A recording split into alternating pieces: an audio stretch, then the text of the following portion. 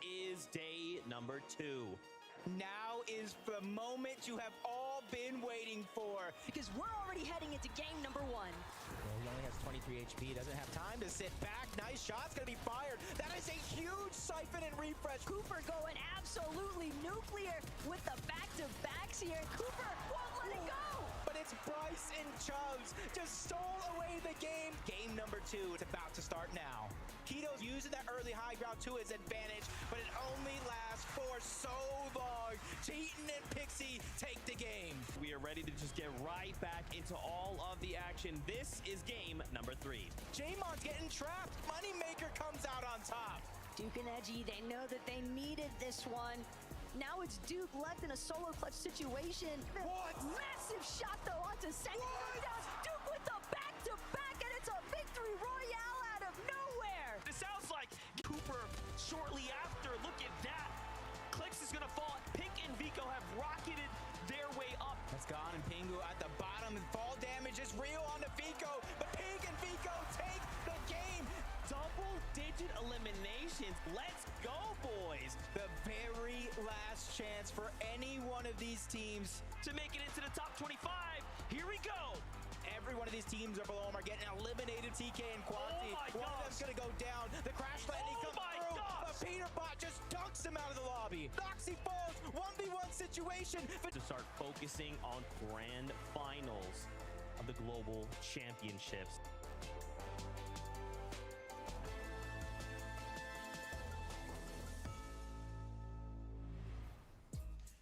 Fortnite fans from around the globe, welcome back to the FNCS Global Championship.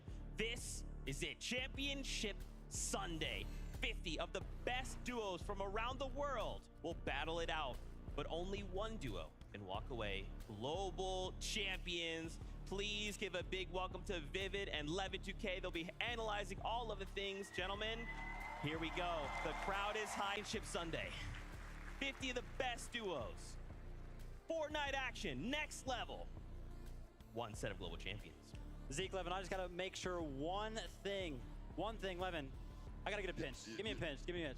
Okay, that means one thing. It is real. We are really here, the global championship. We have been talking about it all year. Majors 1, 2, 3, last chance major. The storyline was set up earlier on in the year. These players knew what they were fighting for throughout the entirety of the year. And the fact that we have finally arrived on the day gets me so excited. To think that all that hard work all throughout the year comes into this, because we've seen all these different teams show off such high levels of skill, but to think it's only going to be one duo, one team that gets to walk away with that trophy. That's right, the fans want it, we want it. And I think for me, man, the biggest thing is you can't skip a beat. You cannot make a mistake. We will have 6 games today, but if you want to be global champions, you have to bring everything today. You cannot think, what could have we have done? What are the things we could have changed? No, today is the day. Yeah, 100%. I like the fact that you called out 6 games, right? Because we were asking ourselves, how are those 5 games going to go on Friday and Saturday? And they changed so much, right? The leaderboard was bouncing up and down. Teams were flying up it, flying down it, which means that every single game just matters that much more. Yeah, I mean, we've not had such a monumental event, come down to just 6 games, right? Players are used to having to play a lot more than this. And so again, you sort of look at all the players competing and the standings, and things can go any which way at any given moment. Absolutely, man. Well, of course, it's not just going to be us who you are hearing from. Let's take a walk around the venue. Fans from all over are gathered here. So let's kick it on up to the casters for them to say hello.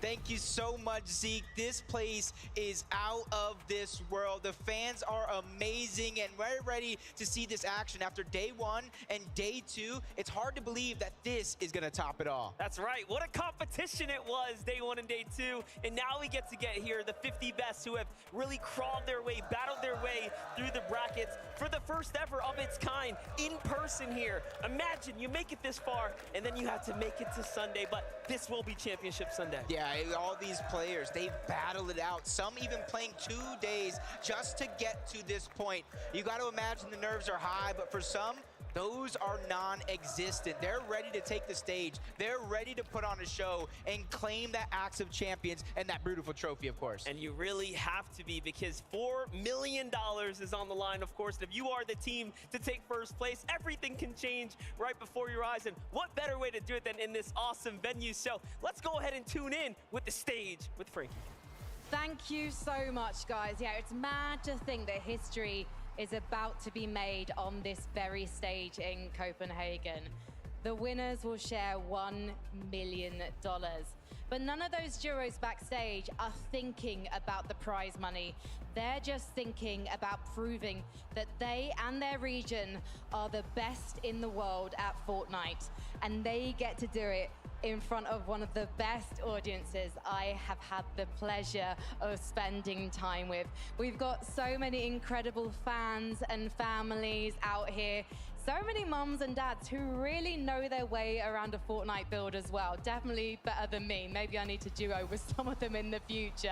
And really just a feeling of wanting to support everyone that's going to appear on stage. Of course, people do have their favorites, but at the same time, we just want to share in the best moment of these players' lives. And we also have some incredible people in the Creators Lounge, and I know that Kelly's going to be talking to some of them today. Kelly, where you at? That is right, Frankie. I am here in the Creator Lounge, and the energy is absolutely electric. And I've already been to the stadium. I can't wait to see the fans lose their minds once we kick off the competition.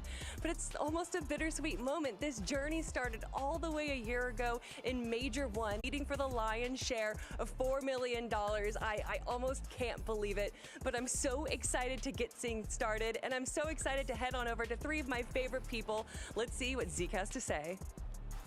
Kelly, you know we're excited as well. I mean, vibes are high. The arena is packed. They are all feeling good. We are feeling good as well. As Kelly mentioned, though, $4 million prize pool here at Global Championship. The duo that walks away in that #1 spot, $1 million. And you know, friends, the thing that Kelly actually mentioned yesterday, think about the difference. A single point could be the difference maker in $350,000. A single point, a single game, right? I already mentioned it, how volatile bracket. So I'll be expecting teams to be gaining thousands of dollars based on one of these matches. But of course, Levin, they're fighting for something else. Yeah, it's not just the money, it's the trophy as well. You'd be surprised. You talk to a lot of those players backstage, Zeke, and a lot of them will tell you, yeah, the money's all right, but I want the trophy. Yeah. Right? That's what they really want, right? You know, to be able to have that is something truly, truly special. And of course, the money's great as well. We could all use $1 million, I'm sure. Of course, but there is that title, Global Champions, right? Undeniably, hey, we are some of the best duos in the world. We've got the accolades to back up that claim. Now, let's set this in perspective. Let's take a look at our lobby list. Let's see who will be watching compete today. This is probably the craziest lobby I think I've ever seen in Fortnite history. Invitational came pretty close. This, though, Levin, this takes us to a whole other level. I mean, when you say the best of the best, it really doesn't get better than this. You look at, you know, some of the best players in obviously the big regions, some of the biggest names in the world of competitive Fortnite. You really start to historically aren't as big as the EU and the NAs of the world. You know, some of their best players from there still representing, still getting a chance to show up on this stage. Love the fact that you're bringing up the representation from other regions. 23 EU duos, 18 NA duos, 4 Asian duos, 3 from the Brazilian region, 1 from Oceania, and 1 from Middle East. And honestly, Levin, looking at this list, the thing that I love the most about the format right throughout the entire year is that every duo's story is different. Oh, 100%. Right? Certain teams have had it easy, breezy. Certain Major 1 teams, right? They started the year hot, were able to cruise through the rest of the year. Some of the other teams, it was only in last chance Major they were able to make it through. Even then, even from where they've qualified, right? How those teams have performed, the battles they've had at their POI in real life. Everybody has a story to tell coming into this one. And we're going to see it wrapped up after 6 games. Oof. So wild. I'm already getting hype. I gotta contain myself. Z, calm down. Let's talk about a duo that got a victory royale yesterday. Iamzo and Rise, a duo from NA, a duo that we just all had expectations for, and man, did they deliver. What it would mean to me to win the global championship would be my first like FNCS win and feel nice. One of the best teams in North America and represent our region on a global stage. Iamzo and Rise from NA, they've been favorites to win pretty much every single major throughout the year. and they are favorites even for this weekend as well. The Global Championship, and for good reason. 3rd place in Major number 1, 4th place in Major number 2, and then 3rd place in Major number 3. How have they been so consistent? Look, if you ask me who I think has been the best team in NA over the course of the year, I would say these guys. So consistent. Their play style is just mesmerizing, right? It doesn't matter what layer you put them in the end game, they are comfortable. Exactly. And honestly, listen, to me, it comes down to the strategies that they implement, right? We saw them. They were playing around the caches, right? Making sure they got some of those slurp juices throughout the majors. Look, they've been coached by BloodX this year. And they've been looking like a lot of the other BloodX teams you see in EU, where these guys are comfortable. They'll look up for height when it's available. But even if they don't get it, they'll play those mid-ground layers to perfection. Yomzo, one of the best fraggers in the world. He's been unbelievable, mastered everything you can master in this game. And Rise as an IGL, so comfortable, so cool, so calm, so collected, always ready. Yeah, and sometimes we talk about strategy, right? And usually teams, they kind of have something that they like to play into. But for Yomzo and Rise, I feel like they are just good at every single one, right? High ground, mid ground, and low ground. You talk about high ground. Let's talk about a duo contesting that high ground. It's your FNCS Invitational winners, Cammy and Seti. What it mean to me to win the Global Championship? I think it would be an amazing feeling because we both work so hard for this. It would be a back-to-back winning awards, so just like very nice feeling. What would it mean for me winning the Global Championship? It would mean really a lot because the prize pool is like 4 times higher than it was the last time, and we would win back-to-back, so it would be really nice to win it again. The team with all the pressure on them, right? The reigning champions, people see them as... Have we got some Cammy and Seti fans in here? Anyone in here supporting Cammy and Seti? There it is. They're here, they're here. Me as well. You know what I mean? I should start cheering because, yeah, you mentioned it, right? Going for the back-to-back at Inter. As long as they are uncontested, right? I think coming into this competition, people who thought they'd be uncontested consider them probably the favorites, right? Their form coming into this has been unbelievable, but there is always going to be that question mark. We saw what happened in game 1 of the upper bracket qualifiers. When they were contested, they got beat off spawn. It didn't quite work out. They did bounce back eventually and qualify, right? But there's always going to be that question mark of if somebody can rattle them off spawn, will that affect how they play? Yeah, we'll have to keep a close eye on them in the early game, but I'm going to be paying attention to the late game. I saw in some of those upper bracket games, they were actually trying to counter-strat Queasy and Veno off the high ground. They've been doing that a lot. If you've been paying attention to EU Fortnite, it's been different. I think everybody has so down the game, but they've been looking at height. They've been playing for height, and they've been pretty effective. There were a couple games where they were flanking Queasy and Veno on height. Those guys had no clue who was in the storm, but it was Seti and Cammy. These guys are ready. They've improved their game since last year, and I think they're going to be a threat when given the chance. That's right. A year to prepare. What did they learn? What does it mean to them to walk away as Global Championship winners? Take a look. What would it mean to me to win the FNCS Global Championship? It would mean everything. To win the Global Championship, it would mean the end of the story that we started last year. And yeah, I truly hope it's gonna happen. The reason the Global Championship win will mean so much for Queasy and Veno was, of course, that 2nd place at Invitational. And it came on the back foot of one of the bravest things we have ever seen in Fortnite. Yeah, it takes courage to do this. It goes to show that these guys are truly winners at heart, even though it didn't pay off for them, because you only make this play if you are solely dedicated to winning, and that's what these two are. You look at their journey throughout the year, Vivid. I don't think there's been a duo that has reached a peak as high as Queasy and Veno. Their performance during Major 2 was spectacular. Never seen before in the highest levels of Fortnite. And I know for a fact they're going to be jumping in a time machine to go back to that kind of level and bring that to the competition today. It absolutely blows my mind that I cannot count on one hand how many victory royales Queasy and Veno got in a major FNCS grand final format. They got 6 out of the 12 games. How? I'm still trying to wonder myself. I'm still trying to figure it out. You know, their game plan was on point. It was like just nobody had an answer to what they were doing. And of course, if you do watch competitive Fortnite, you know these guys are a high ground team. They like to soar in the skies, and it's very hard to stop them when they're up there. I think the key to what's made them even more dominant force this year is the fact that they are more comfortable still when they don't get the chance to play height, right? Because people do, everyone tries to anti-strat against them on height because you expect them up there, but now they're even more comfortable if they don't get height. Actually, yes, I love the fact that the points that you are making right there. And I want to give a shout out. I was VOD reviewing him back in Major #1. I was like, wow, this guy does everything perfectly. It looks like every single thing that he does has a reason behind it. I mean, it does. He's just built different. That's Venno. That's Venno for you. It's the reason why he's confident. A lot of people don't like his confidence sometimes. Right? They think he's a bit too arrogant, but he backs it up in the server every single time. That's right. Well, I know you all at home, and of course here in the arena would love to hear from them. So guess what? Frankie is standing by with the duo right now. Well, I, for one, love Venno's confidence, especially if it means I get to talk to him right now. Let's just talk about Raleigh last year. Second place, not normally spoke about, but it's been talked about constantly ever since. Are you keen to close this chapter out today, Venno? I mean, what's keen for us is to show that there's no rivalry and, you know, show the world what we're made of again. What do you think, though, when you see Cammy and Seti on the high ground now? They were even going for it in the upper bracket on day one. I mean, they've been practicing on the high ground this season, I think, and if we're up there, they're going to be on low and they're going to place bad, so that's the plan. And what about you? Do you still feel like a high ground king? Or are you now the flexible kings? I'm the high ground king, 100%. And what happens if someone comes to your high ground today and tries to anti-strat you? We're taking it off them. I can't wait to see players try. I'm not going to try and put any duos off going for you today.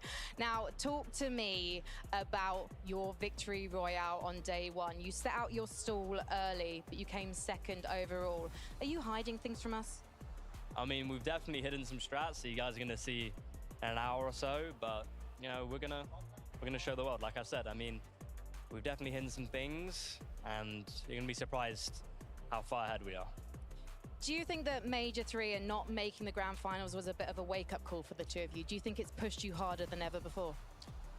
Maybe. Like, that major was, like, definitely a rough time, but I think we learned from it, and hopefully we can show it now. And you know what? 6 victory royales in the grand finals of Major #2. That's no joke. These boys, they're coming for you.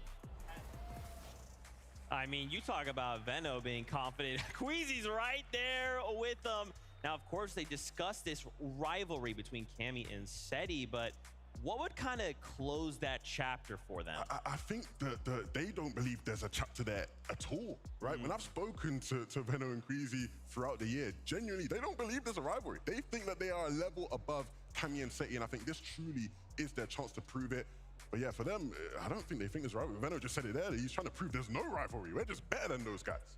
Yeah, 100% love that. And I guess when you think about it, right, at an international event, getting second place, really the only thing that you should have a problem with is getting first place. So I wouldn't be surprised if that's the only thing that they care about. A thing many of these duos we talk about have in common is their LAN experience. And some of them have a little bit more than others. I wonder how that's going to play a factor. Well, why don't we listen to them? I would really like to win the global championship. I think that there are certain factors that separate winning online and winning at an actual LAN. The biggest one is just your nerves and being able to control them. It's obviously different than... Like, if it's not comfortable, find a way to make yourself comfortable. You gotta be able to reset and compose yourself. For me, it doesn't feel like a difference anymore. Playing at a lot of LANs now, and I think I'm one of the most experienced players. I think for most pros, everybody plays this game to win. When I won in Saudi, it felt surreal. So the feeling, it just felt like a dream, I'll be honest. Definitely winning a LAN gives me a confidence, because I know I can do it. The best moment of the last year was obviously winning Invitational. When you win a LAN, your reputation is just, it's just higher. I feel like Cammy and Seti could definitely win, but I feel like they have a lot more pressure than everyone else. We feel really comfortable, and we think that we have a really big chance of winning. I don't think there's any pressure on us of winning this global championship because we don't need to pressure ourselves. It's either we win or we don't win. I think it's just gonna be a pure competition. I think everyone can talk, but at the end of the day, the actions matter the most. No matter what tournament you play in Fortnite, people are always going to have expectations. I think everybody would want to win this event. It would mean a lot to me to win this. The last missing piece I need for my Fortnite career. I came here for one thing only, is to win. 6 games, so anything can happen. Whatever happens, good luck to everyone. We'll see if their experience has let us hear. Well, we started with an upper bracket and a lower bracket, both with only 5 games each day. Now, gentlemen, the key factor here is twofold. One, we have 6 games, but on top of that, grand finals, we're used to 2 days, 6 games each day. Here, we only have the 6. Yeah, it's a little bit different. And, you know, we just heard Vico talk about it. 6 games, quote unquote, anything can happen. Anything can happen. I don't know how many times I've commentated 6 games events, right? And it's like you go into the last game and the game ends and you're like, how did this team win? Where did they come from, right? Because there are so many teams, the points will end up being so close that so many different teams are in contention, right? And hopefully for the fans that happens today, right? You get a bit more action, a bit more intense. But for the players, it's like you really have to make those games count, right? You can't just think, okay, it was just day 1, we reset, we've already reviewed, we come back tomorrow. No, these are the 6 games. You don't leave this stage without there being a winner. That's right. Again, you just can't skip a beat, right? Let's take a look at the point format. We've seen this in the last couple of days, 65 points for the victory, points per eliminations rather, but still those mid-match objective points, 15 for Rift Island. The past 2 days, we've just seen Rift Island casually set aside. But guys, these 15 points, they could make or break a duo. Yeah, I mean, all of the points can make a difference for sure, right? We're talking about the volatility of the 6 games, which just means that not only every single game matters that much more, but so does every single point. Spoiler alert, game 5 and 6, Rift Island's going to look messy. Yeah, it's going to look crazy because everyone's Don't tell them the script, Levin. That is the script, I'm sorry. I had to leak it. Y'all are crazy. So let's talk about some of the, we'll talk about a couple of the contested POIs. What are we expecting to see here? So we've got a handy dandy map here. So keep in mind, these yellow circles you're seeing, that means there's 2 duos at these spots. In the upper bracket, and this went a certain way. Now we get the run back. What has Canada learned, and how can we expect it to go for round 2? Thomas HD with the home ground advantage. Canada with a little bit of a birthday buff. I am excited to see how this one actually ends up panning out, but we kind of already saw how this is going to go, right? Upper bracket might have been a little bit of a teaser. I think it was. And that's unfortunate for the birthday boy Canada, but I do think what we saw from that Friday games is that Thomas HD and Malabuka are comfortable, or at least more comfortable than the NA boys when being contested. Thomas said it on Friday. No disrespect to you, Canada, or maybe full disrespect, who knows with Thomas nowadays, but I've played better players than you off spawn, right? And throughout the year, throughout the majors this year, we've seen them be contested at the racetrack. And cool, we just win our 50-50s. When we get the chance to play a game, we're gonna be spectacular. For Canada and ages though, I don't know what there has been for them to learn almost, right? Because they're going right back into the ringer again here today against a top team that will be relentless every single off-spawn fight. You know, let's be honest, right? It was pretty much a rough day for them, upper bracket day, right? They mentioned, oh, we made it off-spawn 2 times on socials, but then run yesterday when they were uncontested, they got 30+ points every single game. So they know that they can do it. They're coming in with a lot of confidence. Well, we had this interview lined up on day number 1 of the upper bracket, so let's relive this moment again. Frankie is standing by with the duo. Over to you. The 2 of these guys, Thomas, I think they might be cheering for you out there, but maybe some are cheering for Canada. Copenhagen, are you cheering for Thomas? Can I also hear if you'd like to give a cheer for birthday boy Canada, please? It's interesting because I can hear a few boos. Are you enjoying the idea of being the villain today? I mean, like, I can't do anything. Thomas is playing home court advantage. You know what I'm saying? I mean, hopefully I got the French guys on my back today. You know what I'm saying? I mean, I feel like what you're also saying is racetrack's his home. So why are you dropping there? Listen, like, I got nowhere else to land. But, you know, that's just how the game is. Like, I'm just going to have fun today. I've already accepted not winning. You know what I'm saying? But I'm just going to see what happens. You came second, though, in the lower bracket. 40th on day number 1. Thomas, you came 14th. And we need to clarify something here. When you guys had your off-spawn battles, what was the score? I would say it's 3-2, but Canada is arguing that it's 2-2 because he died out there. But, yeah. It's So I feel like you still won them because he got eliminated in the air. I think he technically gets the victory there. Kanada, you're saying the game's easy when it's uncontested like yesterday. So why on earth would you want to go back to racetrack today? I mean, like, to be honest, I don't have the respect that Thomas does in like an international land, so I can't like just go somewhere else and be uncontested spot. And I mean, if Thomas really could land, Thomas could land anywhere, I think, on the map. Like, unless it's not like the best teams, he would get uncontested 100%. So you're actually backing him for the win today? I mean, he's not backing anything. I'm just saying, like, I'm just gonna try my best, right? But I'm just here to have fun. All right, and Thomas, what about you? Because I know you've said second place isn't good enough after you missed out on winning major #1 this year by 1 point. So what are you gonna give this competition today? I mean, we'll just try our best, like try to get as many late games as possible and try not to get elimed off spawn. So yeah, we'll do our best. Copenhagen, would you like to see Thomas and Kanada do their best today? Boys, I know you're gonna give them a show. Shake hands as we head back to the desk. Kanada treating it somewhat lackadaisically, right? Just saying, yeah, I've accepted defeat. I'd like to hope it is. Unfortunately, I don't think it is. Because he's been saying this for a while. Like, you asked him the week, I asked him the week like before the tournament, he was like, yeah, I think it's over really against Thomas.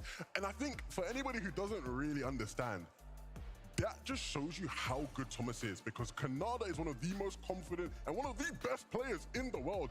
And he thinks against Thomas HD is over. So that just goes to show how good Thomas really is. That is crazy. And, you know, I mean, there's still prize money, right? Okay, let's just, maybe we just take it slow. Maybe we take it a little slow, but let's shift gears here. Let's talk about Acorn going up against Pink. I cannot wait to see what happens here, because again, it's a repeat of a battle we got to see on Friday during the upper bracket. And it's one that I'm not sure how differently it's gonna go, Vivid, because Acorn and Cold, even though they were up against Pink and Vico, they still did incredibly.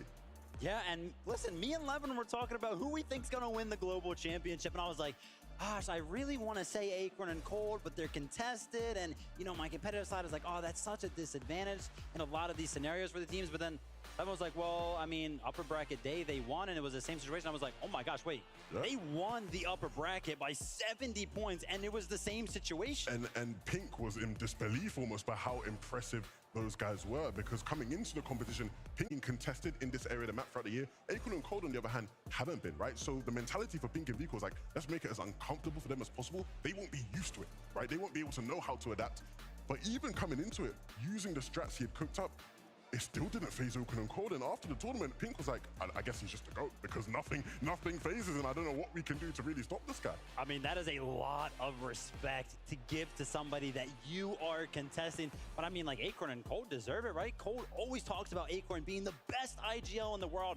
And then I think everybody knows Cold is definitely one of the best fraggers. Sometimes you can just be like, hey, can you go find me an elim? It's done in like 5 seconds. Yeah, easily. If you were going to make like a Player of the Year award and you had to have a top 3 shortlist, Cold 1,000,000% would be in that top 3. Throughout the course of the year, this guy has been on a whole different level. Absolutely. Well, I'd love to get the perspective of Pink, and who better to get that perspective than Frankie, who is standing by with him now. It's been amazing to watch Pink and Vico over the past couple of days, because on day #1, they came in 33rd position, but day #2 after to 12th, and now they find themselves in Championship Sunday. Pink, tell me about the momentum you found to take that victory royale yesterday. It all started with the kills off spawn. So we had kills off spawn and we were feeling confident. We knew we needed a change in, I guess, confidence. So we just kept getting kills, and then it just, once we have confidence, it's kind of like over. What happened to your confidence on day 1? I remember you telling me that... It didn't really change. Day 2, we had a team landing north of us and a team landing south. So I'd say day 2 was even worse than day 1, but we still managed to make it happen. All year you've had the same drop spot. You call it Pink Split. In fact, the community in Europe calls it Pink Split. Why do you think that teams are contesting you on it at the moment? I mean, it's just, they land there on NA, we land there on EU. It's just a LAN. Sometimes you're con, sometimes you get lucky and you get uncon. It's nothing personal, things happen. Do you feel prepared for off-spawn battles today? Yeah. And do you feel ready for the victory? Because there may be some people out there who are underestimating you, given the results so far, but it looks like you're on an upwards trajectory. I mean, at the end of the day, it's 6 games. Anything can happen. If you have your day, you're $1 million richer. So I hope God's with me. Well, hopefully you are going to have a fantastic day today. Thank you so much for talking to me, Pink. Now, we need to head over to the Creator Lounge because I know Kelly Link is there with a very special friend of the FNCS. That is right, Frankie. But this personality right here was too big for the Creator Lounge. We had to do it up on stage. Life with Panda. Thank you so much for joining me here. Hey. What up, people? What up, people? It's already been an incredible 2 days of competition. What has been your favorite moment so far? Ooh, listen, beside hanging out with you, Kelly, I have to say the Duke 1v2 clutch, beautifully done. Or maybe that Savage Vidal finish yesterday. I don't know. So many great moments going on. I can't wait to see what's about to happen today. Well, speaking about what's going to happen today, we're going to be crowning a champion, and I'm going to ask you the difficult question. Who do you think is going to walk away in first place? This is not difficult at all, guys. It's Queasy and Vino. They're going to take it, redeeming themselves from the Invitational, baby. It's going to happen. All right, Panda, any last words that you have to say before we send it back to the desk? Well, one massive shout out to my wife. It is our 3-year wedding anniversary, and we are here in Copenhagen. So shout out. So much. Thank you all to the audience as well. Let's head on back to the desk. Happy anniversary, Pandas. Thank you all so much for hanging out with us on your anniversary, of course. But, you know, he makes some bold claims. I love Panda. We all love Panda. Queasy and Veno, that is a bold claim. Is it? Is it really bold? I think a lot of people probably expect Queasy and Veno to come out strong, right? You know, when they've been as good as they've been all year long. I think they're shooing to be a favorite today, no? Is it finally the point where we put in our official predictions? Oh gosh, listen, I have to go Acorn and Cold. I really cannot doubt them after that day 1 upper bracket performance. I think they got it. Okay, well, you hear what their thoughts are. Why don't we introduce you boys as well? I'm a big Acorn Cold supporter and fan. I do think I'm leaning their way as well. Jacob, you have any hot picks? I mean, I was on the Acorn and Cold train, but there's so many people are shouting them out. I'm going to go ahead and go with Iyamzo and Rise. They've been so consistent throughout the entire year. I call them one of the most dangerous duos in Fortnite right now, and I think they're going to show that today. Well, listen, enough of our picks. Let's go meet these players down on the stage.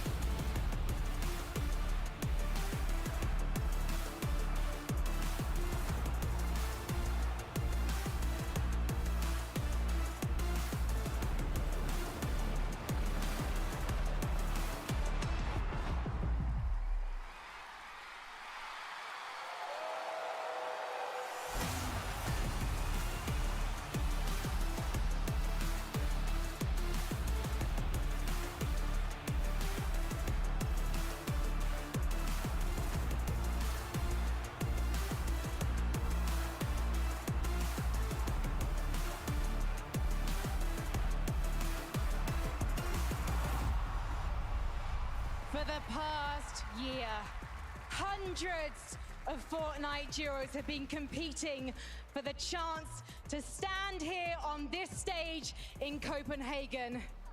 And now just 50 remain in the running to lift the trophy, to own the Axe of Champions and call themselves the best Fortnite players in the world. Copenhagen, are you ready to see history made? You have been the most incredible audience all weekend, and I know you can't wait to give these players your all. So, for the final time this year, please, Copenhagen, please welcome your players!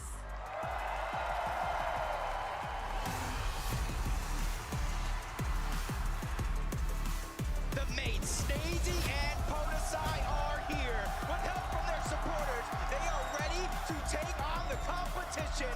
Viva la France!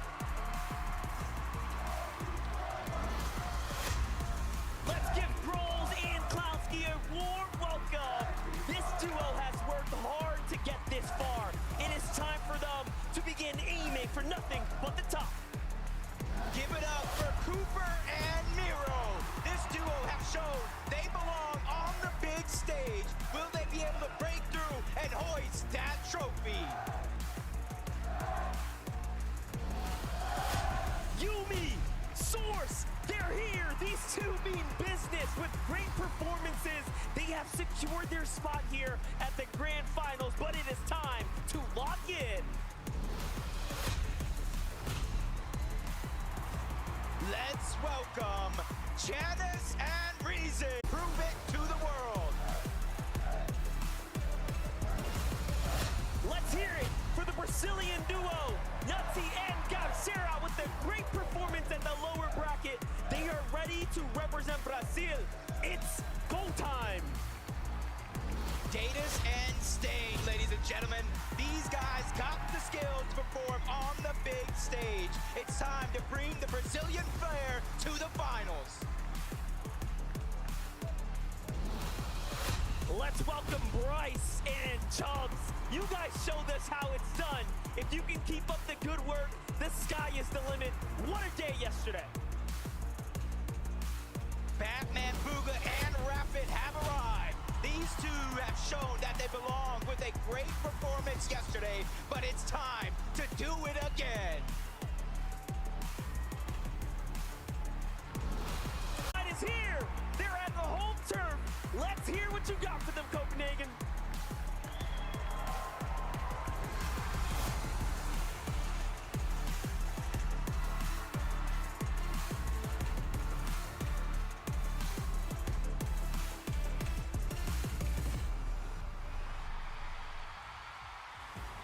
That was just the first 10 duos we've seen compete here today.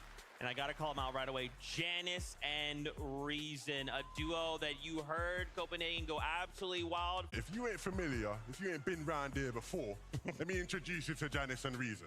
These guys are OGs. They've been here. They've been at the top. They've been to the mountaintop. They've seen it all. They've done it all. They've won it all.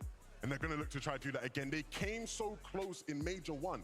Major 1 Grand Finals in the EU, they led the way after day 1, and it looked like a spot in Globals was there for them. But they didn't quite do it, and it took them all the way until Last Chance Major to finally do it. And I know they won't wait late again. They're going to come in early and try and do their thing as best as possible. But that's what being a global champion is all about. Performing in the clutch. It is a tall task for them today, as we showed that little drop map earlier, right? Where we were expecting a lot of the early game action to show. And there was a red area. That means there are 3 teams up there, and unfortunately for Janice and Reason, they are one of them. That's right. That's just the first 10. I want to meet the next 10. So let's just jump right into it. Cool.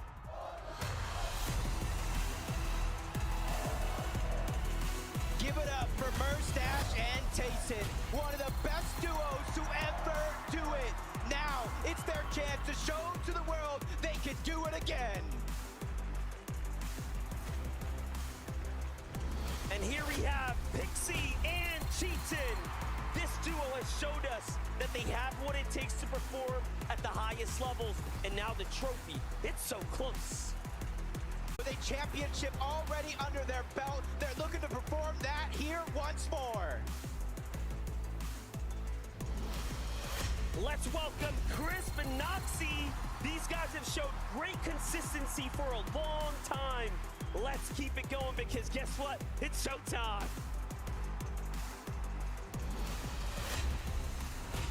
They know the feeling of winning. Can they do it again? We know the Brazilians are cheering you on.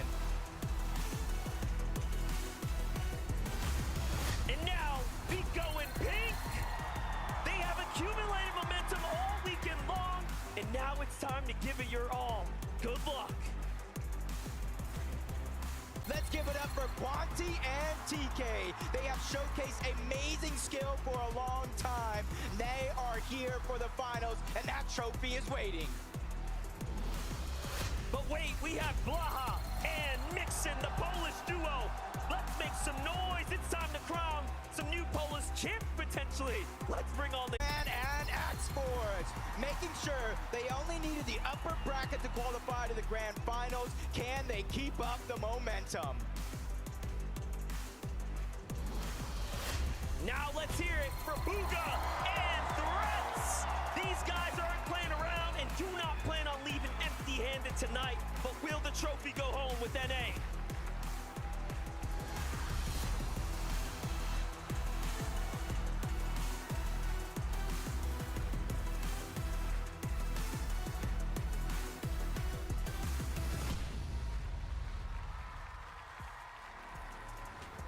With every 10, it's starting to get more real and real. The duo we wanted to highlight here was, of course, your World Cup champion, Booga.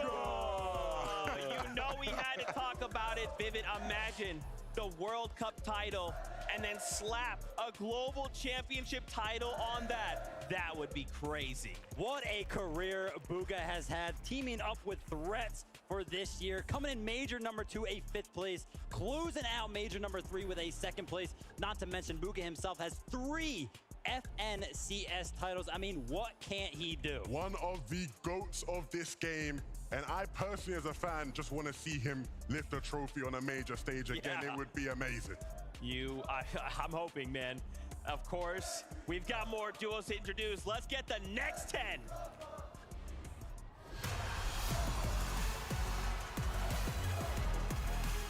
This is Acorn and Cold with a dominating performance in the upper bracket. These guys are here and they're looking to take home that trophy. Now let's make some noise for Peppo, Clip, and Zagu. Representing for Asia, they are ready to fight for the trophy. It's time to bring your A game. Representing the Middle East, Mshari and Rue might be the only team from their region, but that doesn't stop them from winning. These guys will do whatever it takes to succeed. From NA, we have Thoric and Bolts providing, proving that they can take home FNCS wins. They have championships under their belt, but can they do it one more time? Misha and Teeny, ladies and gentlemen, do not feel safe regardless of where you drop on the map when these guys are in the lobby. They are here, and they are here to win. Here we have iDrop and Mappy, the Scandinavian duels, now ready to bring the trophy home after qualifying hot out of day 1. Let's go. Make some noise for Brightband Flixie. Slowly been climbing the ranks for seasons. Now is their chance to make it big and solidify themselves among the best. But wait, for Strokey, Kylie, they have landed. They are here, dropping right in from the upper bracket into the grand finals. They are making an impact on the leaderboards. A big round of applause for Muzz and Paper. These guys are used to being high up on the leaderboards, and they only needed day 1 to make it here. Now it's time to finish the job. All right, give it up for Mr. Savage and Badil, making the lower bracket look easy. It's exciting to see if they can do it again here for the grand finals.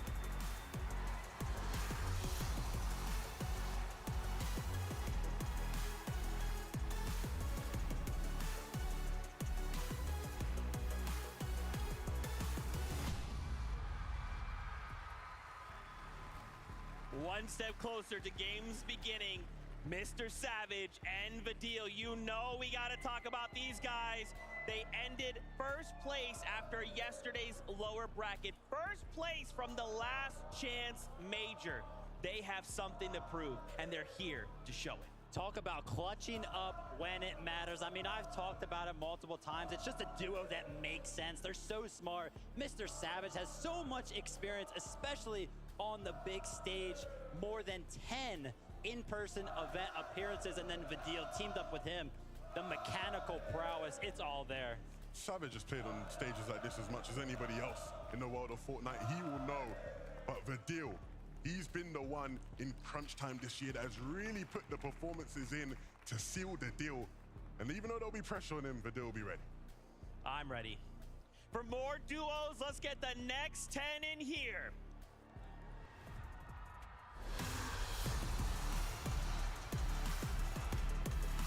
Let's get a big warm welcome for Yamso and Rise. Consistency is key here, and they've proved it all year long.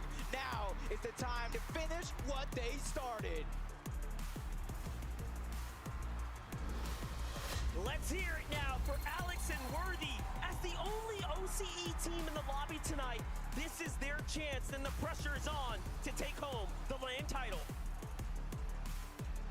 Please meet Trulex and Chicho. FNC experience and titles are plenty here. However, a LAN title is still to be secured. The opportunity is rare, but it's here. It's now. And this is Shari and Giros coming smoking hot out of day number 1. Now they're focusing in on today. There's no time to waste. This is it for them. Make some noise for Bobby and Larpex. First Asian team to make it to the grand finals, but they are not done yet. The trophy is within their grasp.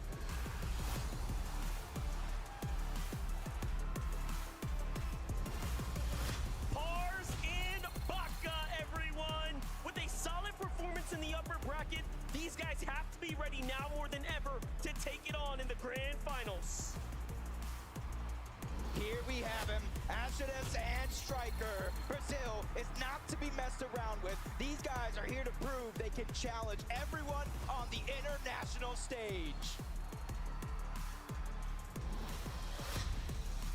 Foil and Sphinx are not to be messed with, taking home a victory royale in the upper bracket. They are now here to show if they can do it again. Pressure is on. Give it up for Queasy and Bego!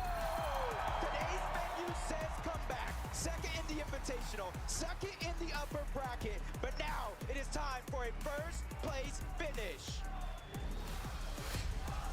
And here we have Kemi and Seti. These guys are used to lifting trophies this weekend. They are looking to add another one to the collection. Of all the duos here, we could say they have the most pressure.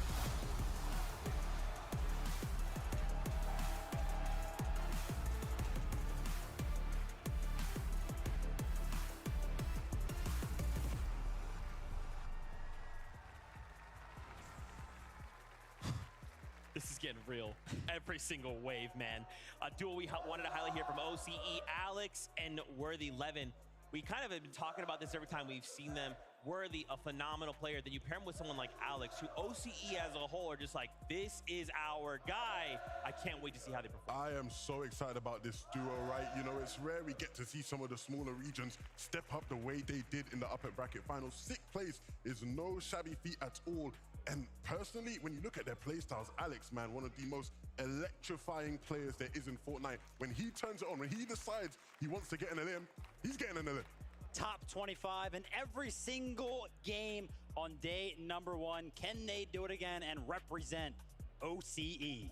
Absolutely. Arena, make some noise. Let this last wave of players hear you. Let's meet them.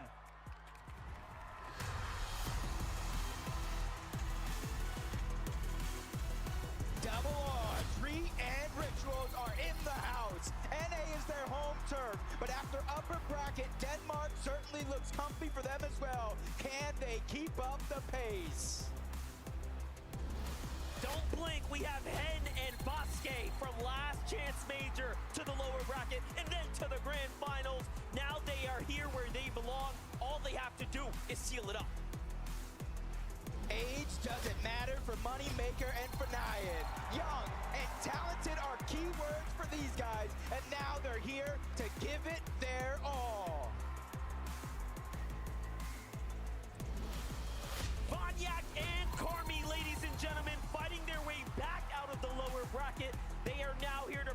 themselves worthy as a grand finals team.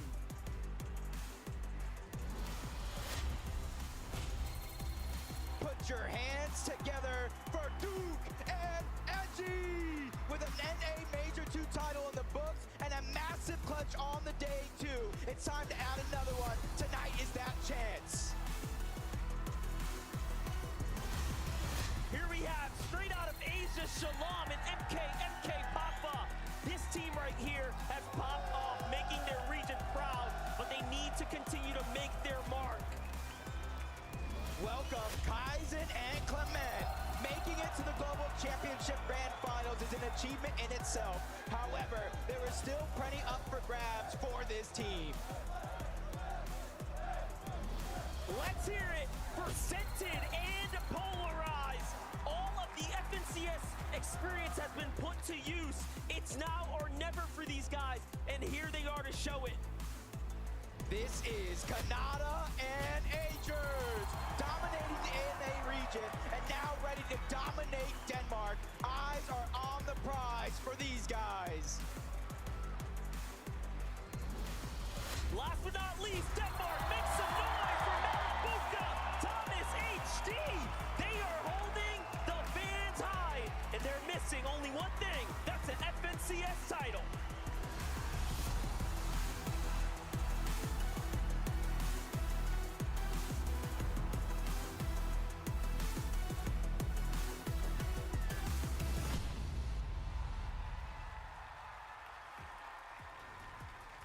Copenhagen, that's what I'm talking about. Y'all are losing your minds.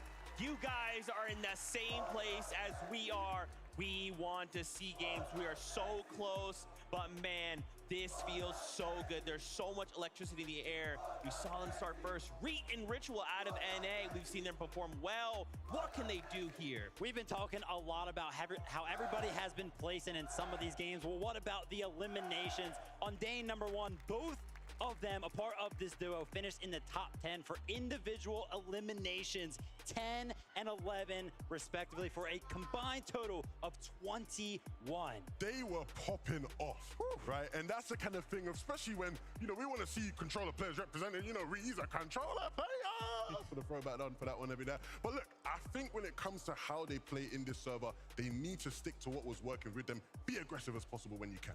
That's right, guys. I'm getting word we are so close. So let's kick it on up to Jacob PR and MDF to keep this moving. Thank you so much, Zeke. Let's keep this show on the road. I'm so excited here. It's game 1 in just a few moments. The expectations are through the roof. That's right, and you already know it's going to be explosive. So as we start to gear up now, let us do it, because game 1 is ready.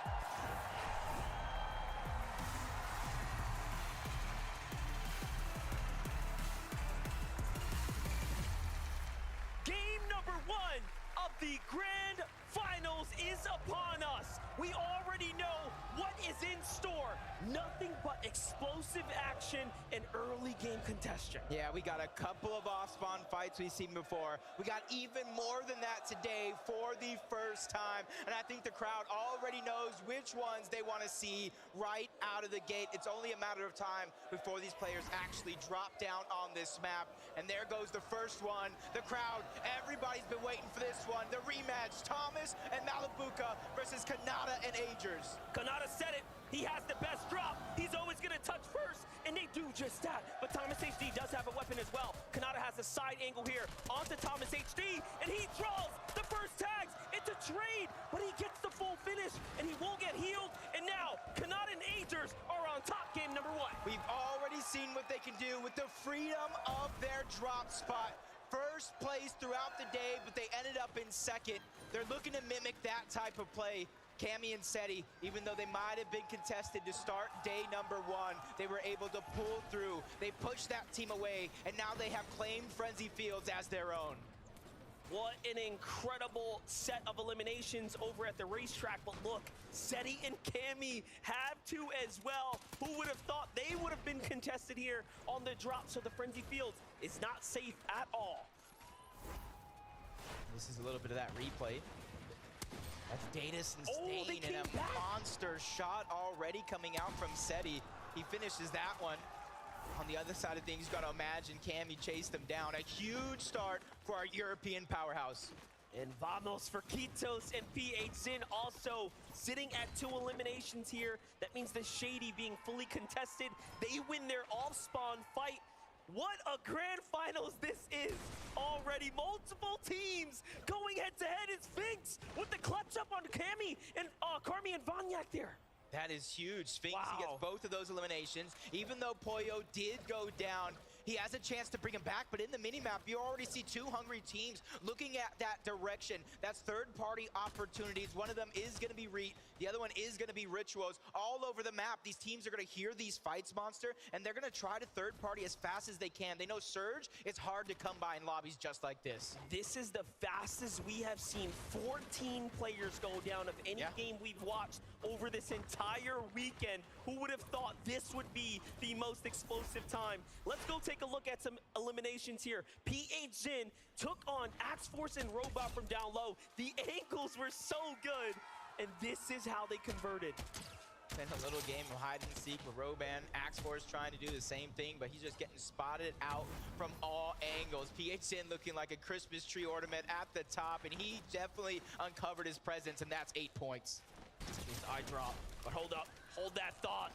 We have Podesai, we have Snazy already finding an elimination here. They're just gonna hold on to the down body, and we already know what they wanna do. They wanna keep this body up and healthy to try to farm as much Surge as possible. That's the way you play it. MA Podesai, MA Snazy have worked so hard to get here. We saw the difficult hurdle that they have to overcome just to get here. Yeah, I think they're looking for some barrels, anything that they can use to try to keep them alive. We've already seen this strategy on day 1, thanks to Zagu and Peppo Clip. It was mimicked in day 2, and this is why you know teams know that Surge is going to be a hard thing. They're med-misting the down body. They're doing everything they can just to give themselves a little bit of an edge early on in this game, even using the kinetic blocks. Every single tool in their tool belt is coming out early. Hey, listen, we know that pro players keep strategies hidden, but my gosh, Peppo Clip and Zagu for revealing it early, but I think they put this strat on the map. Yeah, he's here. The French go very loud in the building. They like that strategy as well. And this is a fight I feel like we haven't talked too much about. Peterbot and Byla versus Bugha and Threads over towards Sanguine Suites. In theory, it's so big, you can split this drop. There is a ton of loot, almost 100 chests, maybe a little bit fewer than that, but that allows for both of these teams to play the way that they want. One of them has already captured that vault. It's got to be Peterbot and Byla. So Bugha and Threads, instead of contesting it, they're just trying to farm up. They're just trying to get their loadout set and ready so they can make their first rotation when the zone begins to pull. Let's not forget, Peterbot used to play with Bugha as well, you know, so there is some history there as they're going head-to-head, but Kaizen, Clement right now looking pretty solid here, just trying to get their rotation down. Pack team right on their heels. Meanwhile, Teeny potentially up against Thoric out there in the feed. We get to jump on over to Scented and Polarized versus the youngins here. Fanyajin, Moneymaker's by himself. What can he do here? Yeah, it was in game 5 where Moneymaker and F9 were able to qualify for this stage itself. Scented and Polarized did it by brute forcing their way through with already 1 knock. It's a 2v1 situation. They're just trying to regain as much real estate as possible. All those pieces are theirs, and Moneymaker's doing what he can to bob and weave in and out of these covers, but his back is up against the wall. He's getting trapped little by little. The first elimination is going to be cleaned up, and they finally get the second. Moneymaker goes down. Polarized and Scented make a statement at their drop. Explosive, quick, easy, and trapped, put down. Well played for Scented and Polarized there. They're going to be happy about that. Threats lingering everywhere, though. How is this still happening? There are more fights happening. It's Muzz and Paper. This time, onto the Brazilian duo. Yep. Muzz, a duo region champion from both OCE and NA, teaming up with Paper. Paper's probably a very, very aggressive player. He knows how to play smart as well, just a full-on balanced play style. They switched up their drop spot from Breakwater Bay. They wanted to be uncontested, but quickly find themselves in yet another fight. But you see all these teams in the minimap, they're converging on their location because they want to try to get that free surge of what they think it is. No one wants to fall behind, but now we get to look at Teeny and Misha jumping inside. This is how Thoric was taken down there. Thoric and Bolts have a difficult task in front of them now that they have Misha and Teeny That's the first time we've actually seen them find early success. They were contested in those other brackets, as we saw throughout the weekend. Yeah, in upper bracket 1, they went ahead towards the north side of the map. They tried to go against Baka and Pars. They got pushed off, then they went into their bag of tricks. They did exactly what they did to qualify up until this point, and those tricks will continue.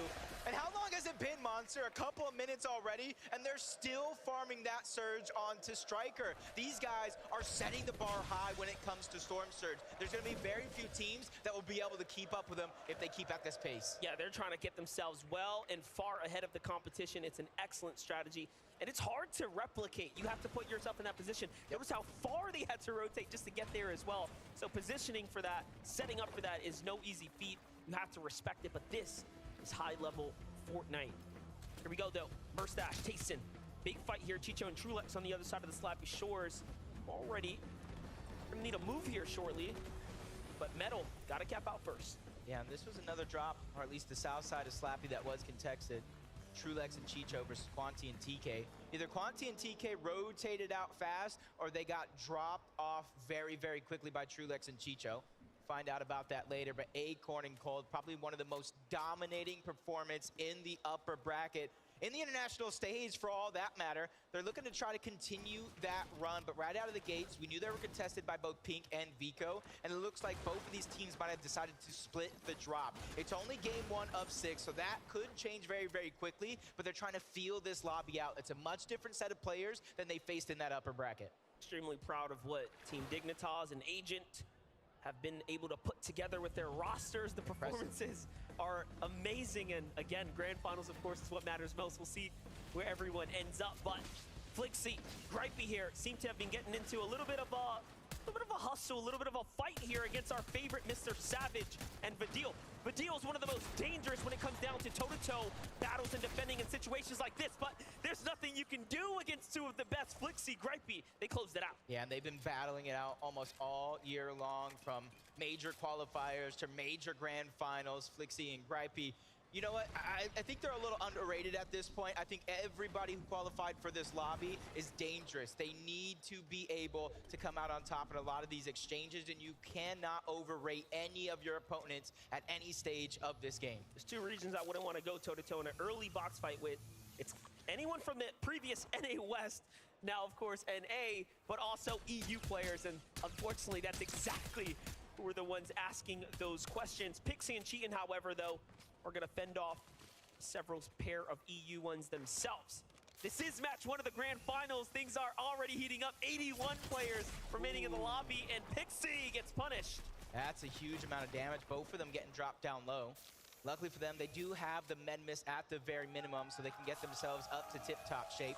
Mixon and Baja are the ones dealing a lot of that damage. They have the early game high ground, and they're willing to stay in Storm a little bit, even though they don't have any HP heals, because they realize how hard it is for Surge. You can find bandages, you can find berries, you can find a leftover med kit, but it's that Storm Surge that you're not going to be able to find for free. They're very behind on material, so we'll see if they can bounce back.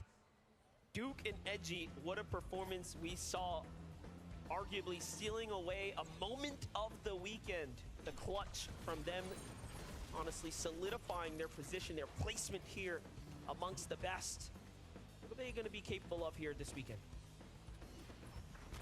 Duke, that clutch was just absolutely insane, and how hyped, how supportive Edgy was as well. Just shows the chemistry between these two and why they are an NA FNCS champion, why they are playing in a lobby just like this. A lot of the players here know how to win in their region. It's the international stage that takes just a little bit more effort. Kaizen and Clement quickly trying to rotate. They're one of the teams. They just don't want to get stuck too far out in the zone. And I think if any of these 2 days have shown you anything, is you don't want to get stuck behind the rest of the lobby when they're trying to hold you out. It forces you to waste your heals. It forces you to waste all of your resources just to make it into the zone very, very early on. Super proud of Worthy and Alex, again, representing for OCE, the only team and duo from the OCE region to make it to the finals stage here, and they already have an elimination. Something to be extremely proud of. They're on the move here. Gonna get dead center zone 3 right now. They've scored 30+ points in every match coming out of day 1. And day 1, by the way, was the most difficult of the 2 brackets. Yeah, and kind of shows how impressive it is because Kanata and Agers did the same thing. They got second. And I believe Alex and Worthy were somewhere like 6, at least into the top 7. Reason and Yanis here over towards Breakwater Bay. And they've been traveling a lot. What they're trying to do here is they're trying to go to the slow side of the zone where the least amount of players will be sitting, trying to hold them out. The only worry that I'm going to have for them is where they're going to get their surge from. Have they got enough with those 2 eliminations already? Because as we know, those off-spawn battles, they don't give very much Storm Surge compared to what you're going to get through the mid and that late game. Yanis picking up the steady hands augment there as well, just waiting to really decide what direction he's going to take his augments in. You have to also now look to study those decisions moving forwards. But here we have AJS Bobby, AJS Larpex, of course, joining up together here. The Rumble Ruins is their home at the moment. And they're just looking around for surge tags, nothing yet. NA options in the distance. EU options here on the mountain with Vask. What's it going to be? Here comes the Rift Island. Ooh, this is going to get good. In day 1, we didn't see too many teams try to contest it. In day 2, it was like a house party on top of Rift Island. Everybody wanted to join, and it does look like Hen and Vasquez might be the first ones to try to contend it. They did get it in game 1 of the lower bracket, and that was a huge part of their success very, very early on. They were able to keep up the pace and eventually qualify for our grand finals here today, and they're looking to try to mimic that. And you see, there's not very many other players that are going up towards Rift Island, so that might be a free 15 points and very, very valuable slurp juices. Exactly. For those of you in attendance here, for those of you looking back at this island is worth 15 points if you can secure the objective. It is going to draw in the lot of the players. If you can get 15 points, that is the equivalent of 3 or 4 eliminations worth of points there. So it really can set you very far ahead. This becomes a very interesting time to play the game now for Miro and Cooper because they have decided they want to fight for it, and they are a very dangerous team when it comes down to them making a decision and sticking to it. They'll commit.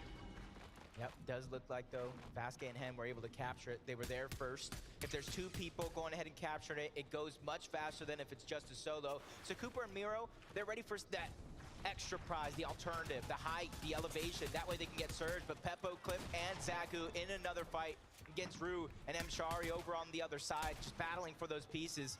Mshari just sitting high up on that mountain. He's not really worried about his teammate. He trusts him to play safe, and that's a massive amount of trust in a lobby just like this. I can't believe it. I can't believe he didn't go down there to try to support. He says, hey, man, you have this. Defense comes out of Rue, plays very well, and now they're above this Surge as Mshari is finding tags here in the process too. Meanwhile, Zagu Peppo, 475 damage above the Surge. They are in an excellent position right now. They shouldn't have to move any much further. Yep, in the feed though, I did see Kanata go down. I saw Mishi go down. Ooh, here. Yeah. And that's the battle that they were having. You see Agers a solo against Teeny over on the other side. Steno and Lushi might possibly be looking to take advantage of this opportunity, but that's Acorn and Cole down their sights. They know 23 above the damage threshold. It's enough to not have to worry about Storm Surge actually doing damage, but it's not enough for comfortability. So they're on the hunt for even more, but they're just on the receiving end of so many other players trying to put their hand in the cookie jar. One of those duos is Acorn and Cold. Agers here, of course, trying to extract revenge now as Kanata was taken out. He still finds himself very comfortably in the safe zone here, so he'll be all right. Even has some extra heals, of course, remaining. It's going to be pretty tough to play this one out. Yes, they have 2 elims. We have to see how Teeny turn that fight around. You have to wonder what went wrong. Kanata caught out, looking for tags and low on HP. Teeny and Misha waste no time finding that one.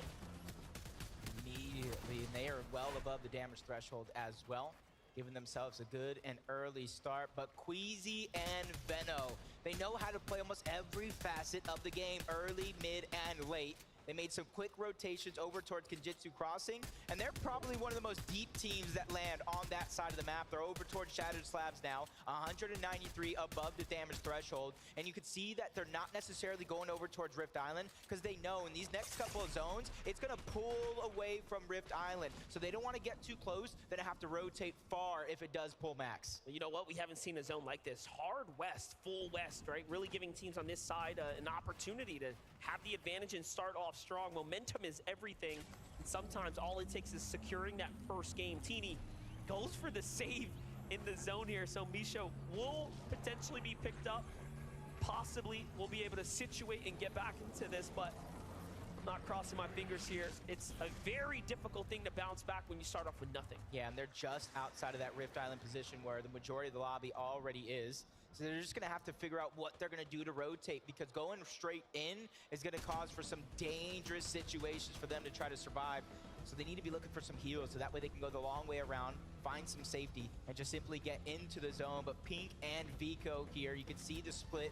We talked about a contested drop, but they actually choose to go their separate ways. They're 225 above the damage threshold, and they're looking safe for now. They're trying to figure out what their rotation is gonna be. It is a pretty far rotation, but not too far from some of the other players here in this lobby. The first knock is gonna get cleaned up. Steno is there by himself. You can see they're not getting greedy. They're not just trying to bulldoze for it and try to grab that loot. They're just saying, hey, let's just grab the surge. That is gonna be enough, but they get a crest on momentarily. That was Bolt who tried to make magic happen, but he goes out like a light. That's crazy. He tried to time that, and it just backfired completely as another team also started to look inwards, and they pick up a set of eliminations there. What a huge point swing for Pink and Vico there.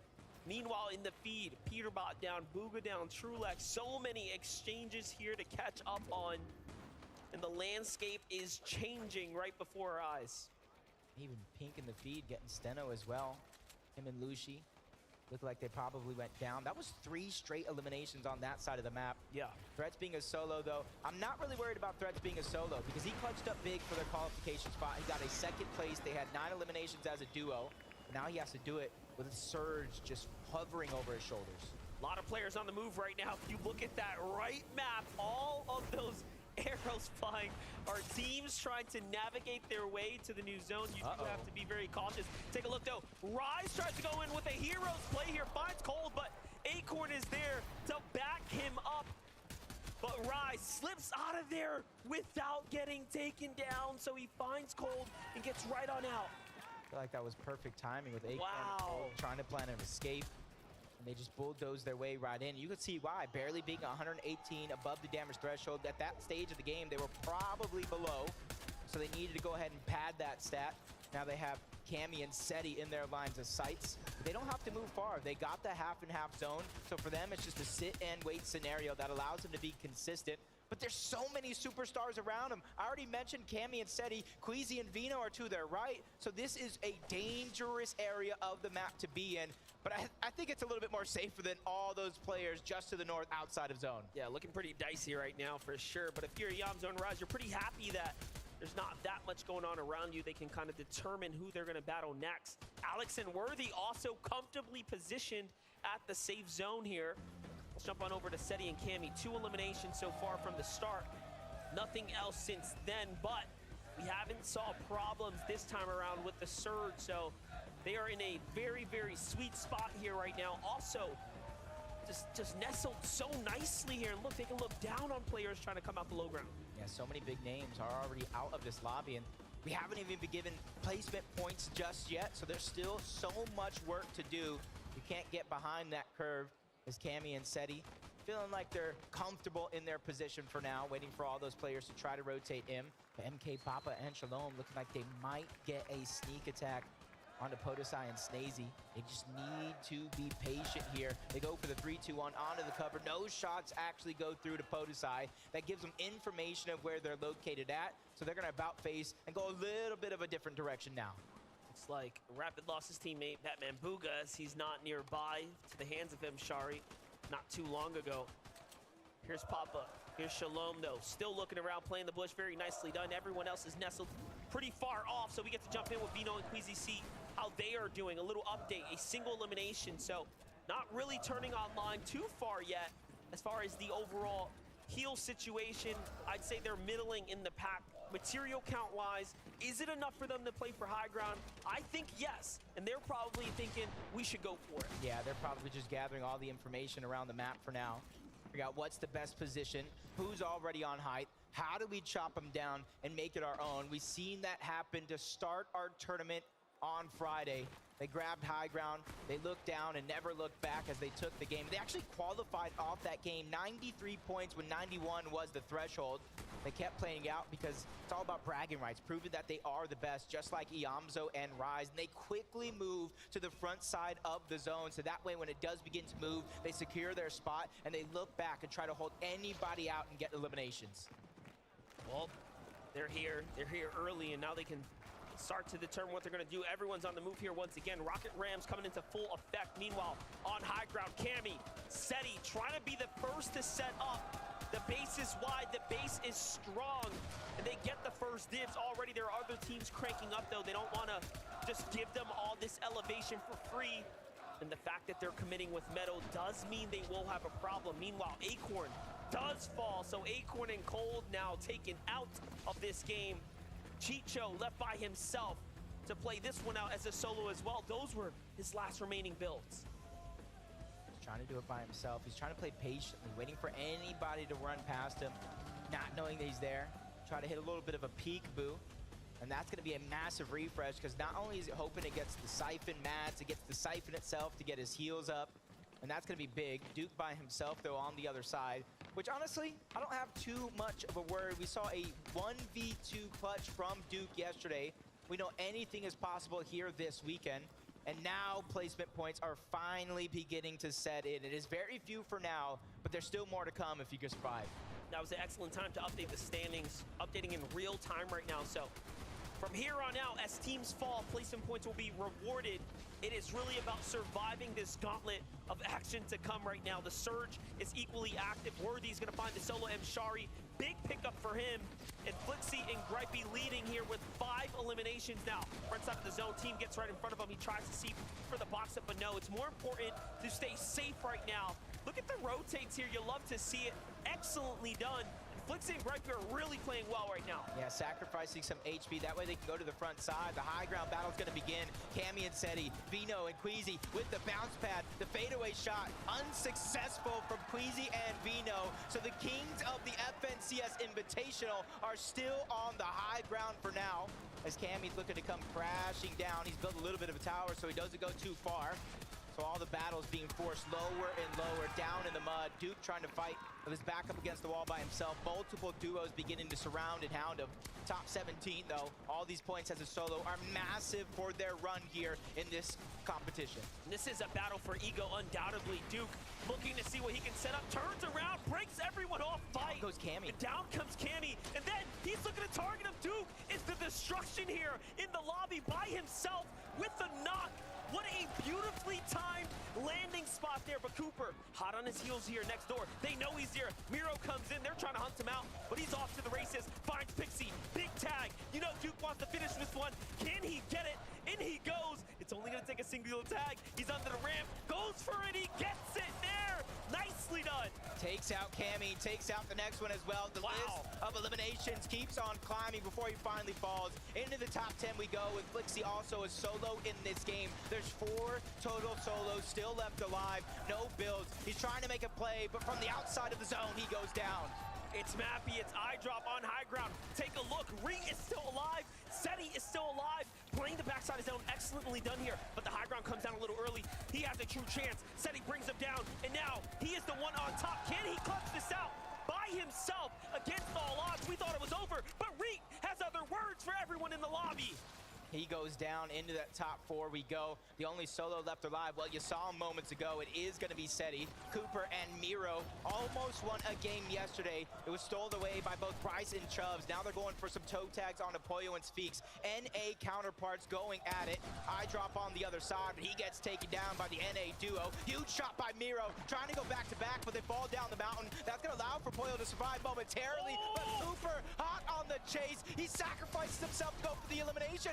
Seti out of nowhere. Final 2 teams. Miro's trying to stay alive, but there's one duo still left alive, but it's actually a knock. Miro versus Sphinx. NA versus NA to take game number 1. Incredible that NA will secure this here, but Talk about the turn of events here. Miro taking down Seti, putting his name in the conversation. People forget what Miro is capable of, but now it's a 1v1. Old blood versus the new. Basically, Miro showing, hey, I'm the big dog of the region. Sphinx says, I want to prove that I can do it. We already know he's got the mouth in him, but can he put the bullets where they need to go? He needs to put some respect on his name. Miro running out of build. That's his last chance. He falls all the way down. Miro goes out. That is Pollo and Sphinx. That is their second victory royale on the weekend.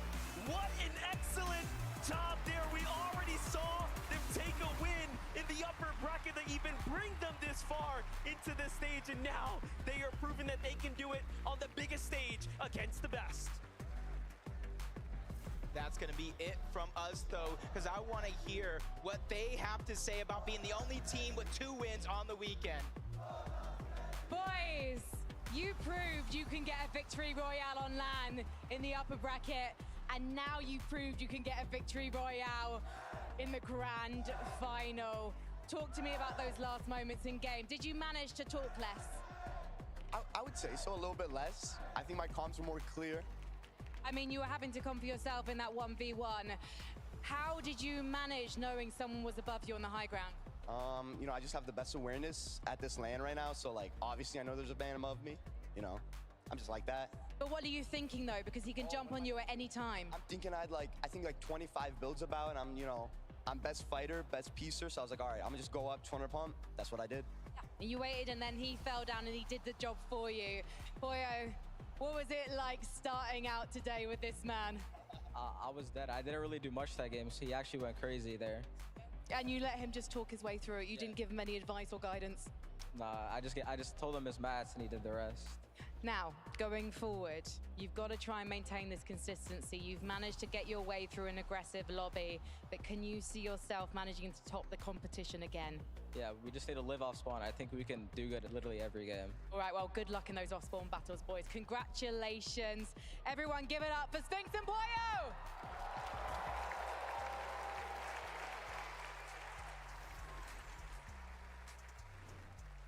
Pollo and Sphinx looking to set the tone on the day. If there's anything I learned from game number 1, these next couple games are going to be chaos. I mean, that game was pretty much everything that we wanted, right? We saw the matchups happen towards that end game that we really wanted to see, but it was the clutches, right? We always talk about being on the global stage. It requires you to go ahead and clutch up when it requires. And honestly, Sphinx right here, this shot on the Cooper, this was the one that sealed the deal. Yeah, that changed the tempo of the end game completely. From that moment onwards, it's like he said, he's just like that, you know? He's gonna go through and win the whole thing. And I mean, it wasn't an easy finish, right? They were going back and forth a bit. It was only the materials that was able to let Miro down, and Sphinx was just had a bit more left in the tank. Even though, actually, you can see he had none. He just was playing around with the stairs, and it wins him the game as well. Of course, again, a team that has already shown they can win on this stage, and they do it once again. Just being able to stay calm, cool, and collect in that situation. Many duos would look at their material count, what they have in the tank, and just go, this is it. Let's start Hail Marrying. I don't know anymore. But Sphinx just said, no. I've been in grands before. I've been in these types of situations. Take a step back. We know they're up top. Let's break those builds. Let's bring them down. And unfortunately, Cooper and Miro did fall, but still a second place for them. I mean, starting the day with 84. Pollo and Sphinx up above 89. I know their parents are out here to support them as well. When I actually flew into Copenhagen for this event, I was in the airport with Pollo's dad, and he was like, good luck to everyone, but my son's gonna win. I want my son to win, a supportive parent, as you always love to see.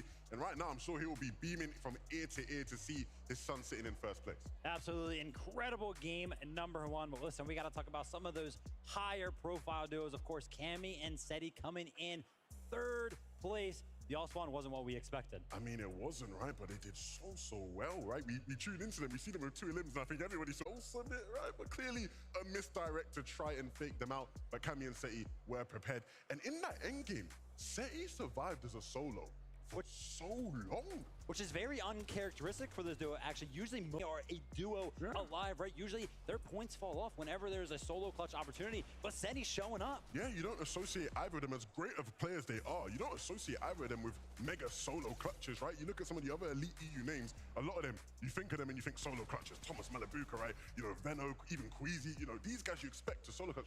Cammy and Seti showing us right now, yeah, if one of them's a solo in these games, they will step up. And I think for them, like obviously said he's a little disappointed there. He wanted to take it farther. But ending as a solo in this situation, on this stage, and ending 3rd place, my bad, Seti. I mean, I know you're king of consistency and stuff, so if you just do that a couple more times, I mean, we are in for the running. Queasy and Veno as well performing. I thought it was interesting. Like, I love seeing how all of these players in the lobby kind of act. We saw there in the mid game, Seti Cammy on the high ground, Queasy Veno on the front side of zone. So all these duos are just looking for those windows, right? Yeah, for sure. And in this end game, with all these duos, right? He wanted to put an end to everybody's game that he could as a solo as well, right? So a bunch of really sick solo clashes. Ooh, that's painful. I didn't realize that's how Queasy went down there. A 4 damage getting everybody so far in game 1. Yeah, 100%. Listen, that was pretty much the head-to-head battle that we wanted to see on the high ground. Honestly, though, Cammy and Seti picked up more points for that. But Zeke, I was really impressed with Cooper and Mira. I feel like some of those IGL late game calls were really good. Yeah, super crispy stuff. And I mean, when you think about their performance just this weekend alone, I mean, this is starting to look real good, right? I still think there is quite a bit of first game jitters, right? Even coming from upper and lower bracket, the stakes were maybe a little bit different. Right now, you're saying, okay, we have 6 games to show up. The stadium is packed. Every single elimination that happens on that feed, the crowd is going crazy. That seems to be playing a bit of a factor right now. And so I feel like the players that can kind of hold on will kind of make it farther.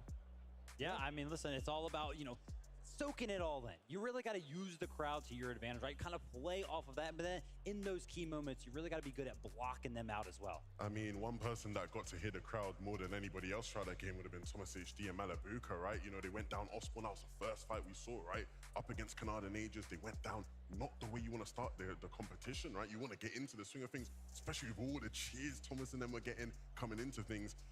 Again, when you go back into that Osborne fight the next time round, how do you now come into it mentally? You don't want to have to sit there and watch the whole game all over again. Yeah, I wanted to highlight very quickly just a couple of these strategies where we've been talking about these secret pocket strats. Portisai, Snazy coming out with the, let's go ahead and take the kinetic rock all the way across the map. Let's take this body. Let's get Surge. Absolutely crazy. I do want to talk more about this, but I'm getting word. We are ready to get back into the action. We have game number 2 upon us. So casters, on over to you.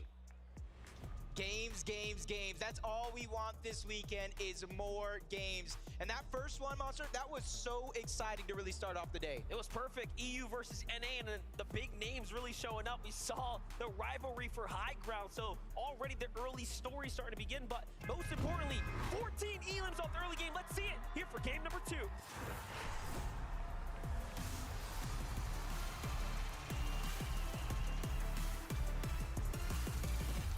We're in it.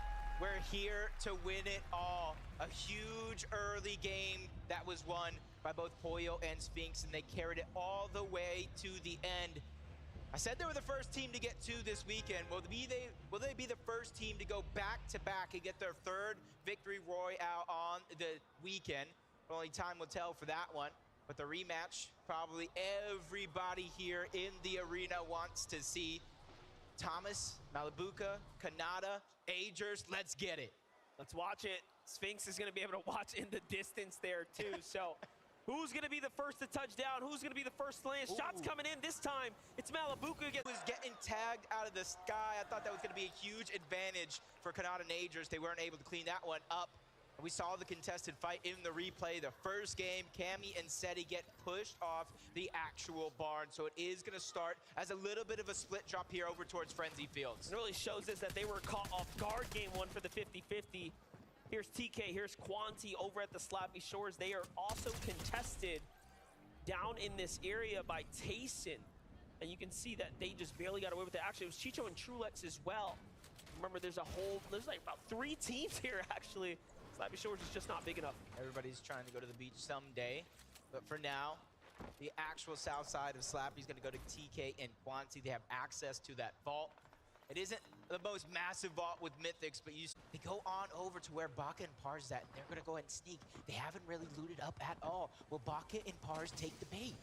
This is a very interesting position to be in, of course, because you have the chest here as a potential option. So you have to think about it. Anything can happen here. I feel like everybody at this stage in the game has been conditioned to know this is a viable strategy. Because like I said, in the lower bracket, in the upper bracket, they were contesting Baka and Pars. Didn't work out for them. They switched up their strategy. They started doing exactly this, playing roulette with their drop spots to try to sneak up on some teams. And that inevitably was what got them across the finish line. And it's only a matter of time before Baka and Pars go in this direction. It's just a matter of what. And thinking about, okay, what haven't we tried yet in the upper bracket and lower bracket that we're sitting on, that we're waiting on, that we can then put into play to give us the advantage on Championship Sunday? They have some sorts of feeling. See them hopping over the covers. They know they're around here somewhere. They probably already seen them drop just a little bit, but the bait has been taken. Down goes one of them. Misha and Teeny strike yet again. Now Pars is stuck by himself, and immediately you see him creating distance between him and his counterparts. He doesn't want to be the next one on their hit list. And we don't want to be the ones to give away the edge. So to keep it low, to keep quiet there was a tough one, but take a look at that. Misha and Teeny, 2 games in a row. Surprise, surprise. They have made so much adjustment from to still close this out with Misha. Yeah, they went from 2 builds to 53 thanks to Baka and that elimination. Pars is trying to fight with his back up against the wall. Shots also coming in from the third party. Everything comes crashing down, but Pars is still able to put up a good defense for now. Matini's hot on his heels. First shot can be landed. Pars goes down to the low ground, and the 2v1 has been secured. Misha and Teeny strike first. What a play. What an ambush set up there. Definitely highlight worthy. Meanwhile, we jump in with Vico, Pink. Their draw spot split by Acorn and Cold. You can see that they have lost a fair amount of the advantage of the general area, but it hasn't affected them that much. They have still made their sell already down south. Some action going on right now. Acorn and Cold here looking very much solid as they're going against Polarized. Polarized by himself, getting pieced up, boxed up, now forced onto the back foot here. This is a favorite here. Cold does get punished, but he's got his teammate here to back him up. Yeah, trade-in shots, bait and switch. Acorn's trying to alleviate some of that pressure, but Polarized keeps trying to break his way into the box, but he gets denied entry more than once. Now Acorn's simply going to try to hold the covers, peek through, try to figure out where Polarized is at. Give Cold time to heal up. Zip line, that one's going to be noticeable. Now Acorn has to make the decision. Do I just go straight up into him? Do I continue to play my game out? And I saw third-party shots more. Polarized goes down, but it's not the team you thought. Cooper steals that one away. Man, that's the worst feeling right there. You put in all that work, all that damage, and 4 points slip away. Meanwhile, Poda, Sai, and Snazy, the M8 boys, are back at it again. Oh no, but they couldn't save Striker this time. Still potent. They've been performing so well this weekend. 90% has to be them, 10% has to be the crowd on their side, fueling them. Anytime they feel like their gas tank is empty, you see a loud cheer from the crowd, and that's a little bit of a refresh in its own mind. But with 1 elimination, they get their surge plan started over towards Shattered Slabs. There's at least 1 team towards the north side. But we got a surprise, we got a treat. We got a little bit of a listen-in of an off-spawn battle. Wait, where are they? Hey, take guns on left, take guns on left. Yeah, I got these guns. 6 white, 9 white, other one. 6 white. Good job, mate. Good job, good job. Big set of eliminations right there. You can hear the comms clear and concise. But they, for a second there, they didn't know where they actually were. Yeah. That's how tough a 50-50 can actually be. Slight, bus route deviation, all of a sudden, you're coming in from different angles. Yeah, that's one thing is you can have the best drop, but when everyone's going for the same weapon. Malabuka's the one who won out, which of course cannot age elsewhere, but our game 1 victors, Poyo and Sphinx, them flying through the sky when that contestation was happening. They looted up. Now, I gotta say their loot is looking pretty impressive. 8 slap splashes, 3 big pots, and that's just on Poyo alone. They got a free rotation to where they want to go. You can see some shots coming in, a little bit of a warning shot at that. Cammy and Seti contested over towards Frenzy. They won it in game 1. They choose to split it in this next game. And they're going all the way over towards the western side as somebody gets beamed from afar. That's just helping their surge plan all together. But they're just trying to rotate to where they think it's gonna go, to where the least amount of teams will try to huddle up. Meanwhile, Noxie in a fight right now. Chris severely damaged in this battle here, but does manage to find stable ground here. This is going to be a tough one to close out if they allow Asa to bounce back. It does seem like he's got a chance to do so. Even though he is by himself, we've seen so many teams and players make magic happen. Noxie and Chris, they see him kind of run away. They got to question themselves, is it worth going ahead and pushing forward? You continue the game plan, which you set out up into this point. The zone for now is hovering over towards Shattered Slabs, or in this vicinity altogether. And you can see, this is actually pretty unique. You see Kit's Boombo in his inventory. That's something I don't see very many people pick up, but if you have the accuracy, you can do a ton of damage on players nearby. Definitely one of those things. The option has always been there. Yeah. But yeah, you don't see it come into play. A lot of variety already starting to pretty strong game one. Had some late game appearances there. Another Western pull here. This time we're going a little bit more north, up towards the Eclipse State. We'll see how this influences the majority of the lobby, but North teams are pretty happy right now. And this is why you saw early in the game, Cammy and Seti rotating in that direction. They had a feeling it was going to go on that side as Yamzo and Rise just sitting on top of their normal spots with the castle and the gas station, trying to pad up on Surge. And there's going to be a lot of opportunities from teams trying to rotate from the eastern portion of the map as the zone continues to pull on over towards the west.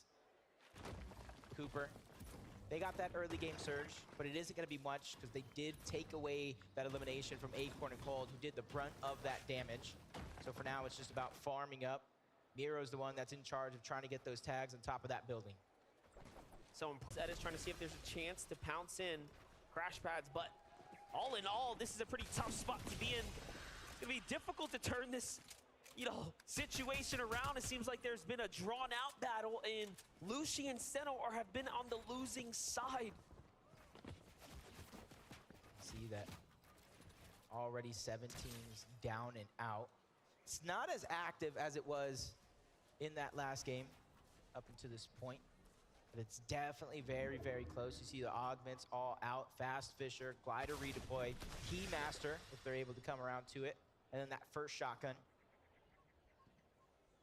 It's going to be huge for a lot of these teams that are able to use that Fast Fisher, because we're going over to some of the water spots on our way over, which instantly fishes. Whether you get a flopper to kind of stagger yourself in the zone or a slurp fish, instant shields. It's 10 less than a big pot, but it's faster than a big pot altogether.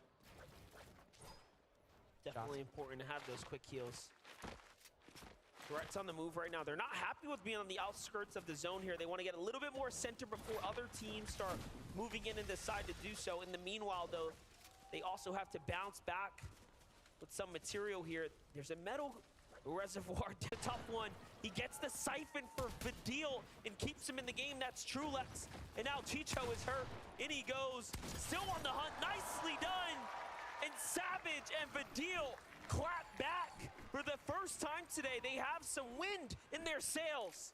And this is big because we already seen at least one of the teams in our top 5 go down. That's iDrop and Mappy. And as long as a couple more of those teams at the top of the leaderboard go down, that opens the game up wide open for any of these teams to overtake that spot, since it is very, very early on. Mr. Savage and Vidil showing what they can do out of naughty nets, which there's a couple teams they have to get through. So they're doing everything right up until this point. Already we've seen our first team inside the top 10 fall, which was Janice and Reason there. Oof. Getting caught on this rotate here, seeming like the west pole wasn't good enough for him. You saw Booga's HP there as we were flying by. Very hurt as they were coming just past Oyo and Sphinx, but Rift Island spawns in beneath Stain and Datus, a team that absolutely needs to make a comeback. What a better... I already see that they captured a weapon cache with the Slurp Juice in his inventory, throwing a bush directly on top to cloud their space. That way they can fire freely without very many players able to kind of tag them back. And you can see the teamwork. Stain's there to try to break the build. They're timing it right, so that way a sniper shot can try to sneak his way through. This is going to be big as Batman, Booga, and Rapid are actually going to be the first team on top of Rift Island. And we saw last game, the team that was on top, they were able to capture it because they were the first ones there. Rapid and Batman Booga are well on their way to securing it here. I think it will be theirs. Pink and Vigo probably have considered it, but when you're just late to the punch, why jump in? Why take that risk? And it does seem like already now 2 for 2 on teams that snatch it up first. But again, the Rift Island is going to be 15-point swing in any direction if you can grab it. Like you said once before, that's almost 4 eliminations without actually having to put yourself in a risky situation. And what these other teams are doing, even though they're not trying to contest it, one, probably going for scraps as soon as Batman, Booga, and Rapid leave that location. But most importantly, entirety of the lobby and those teams that have to rotate from the south, from the east, that is who they're looking at most of all to try to get the Storm Surge that they need. You can see they have 224. And they're even looking at some of the other teams that are on top of Rift Island as well. This should very much put Rapid and Batman Booga in the conversation, though. Yeah. Rapid, although by himself, he did make some placement last game. Here we jump in with Edgy and Duke so far. 600 above this surge. They're going to be well and fine here. They're positioned very nicely already at the Eclipse Estate, which is near dead center. Do they have the storm eye? Do they know where the storm's going? Because this is some prime positioning right here. Yeah, we got these forecast towers all around the map. It allows you to read where the zone is going, but Duke had 46 solo impact points in match 1. He was just gobbling up those placement points, and you saw him in those type spots getting eliminations as well, especially when he needed it most for both the Siphon and the Mats. Malibuka and Thomas well above the damage threshold. Even though they're falling, they have more than enough surge to where they don't have to worry about it. For them, they're just trying to see where these teams are positioned at to try to make their own rotation in. The zone continues estates. So if it stays there, this one could get dicey because there's some unbreakable walls, there's a surrounding water, there's even the moon there that we saw Cammy and Seti use early on in this tournament. Clownski grows on the move right now. Already setting up for a nice position here. Looking out for fights, looking out to see if they can find tags. This is going to be a team that, if they don't get active, will surely have something to worry about, but they find more stashed there. Great tags here for Strauss, Grols, and Clownski, and already now they have a chance to go ahead and alleviate some room near them, get back into this game. But no, Grols, you saw yourself for a moment. The punishment comes in. It's Pixie off to the right there, who has made it further this game than the last. Meanwhile, Yamzo and Rise potentially taking a fight, but no, they are out. Booga has not been able to secure the health that he lost from getting this far. Oof.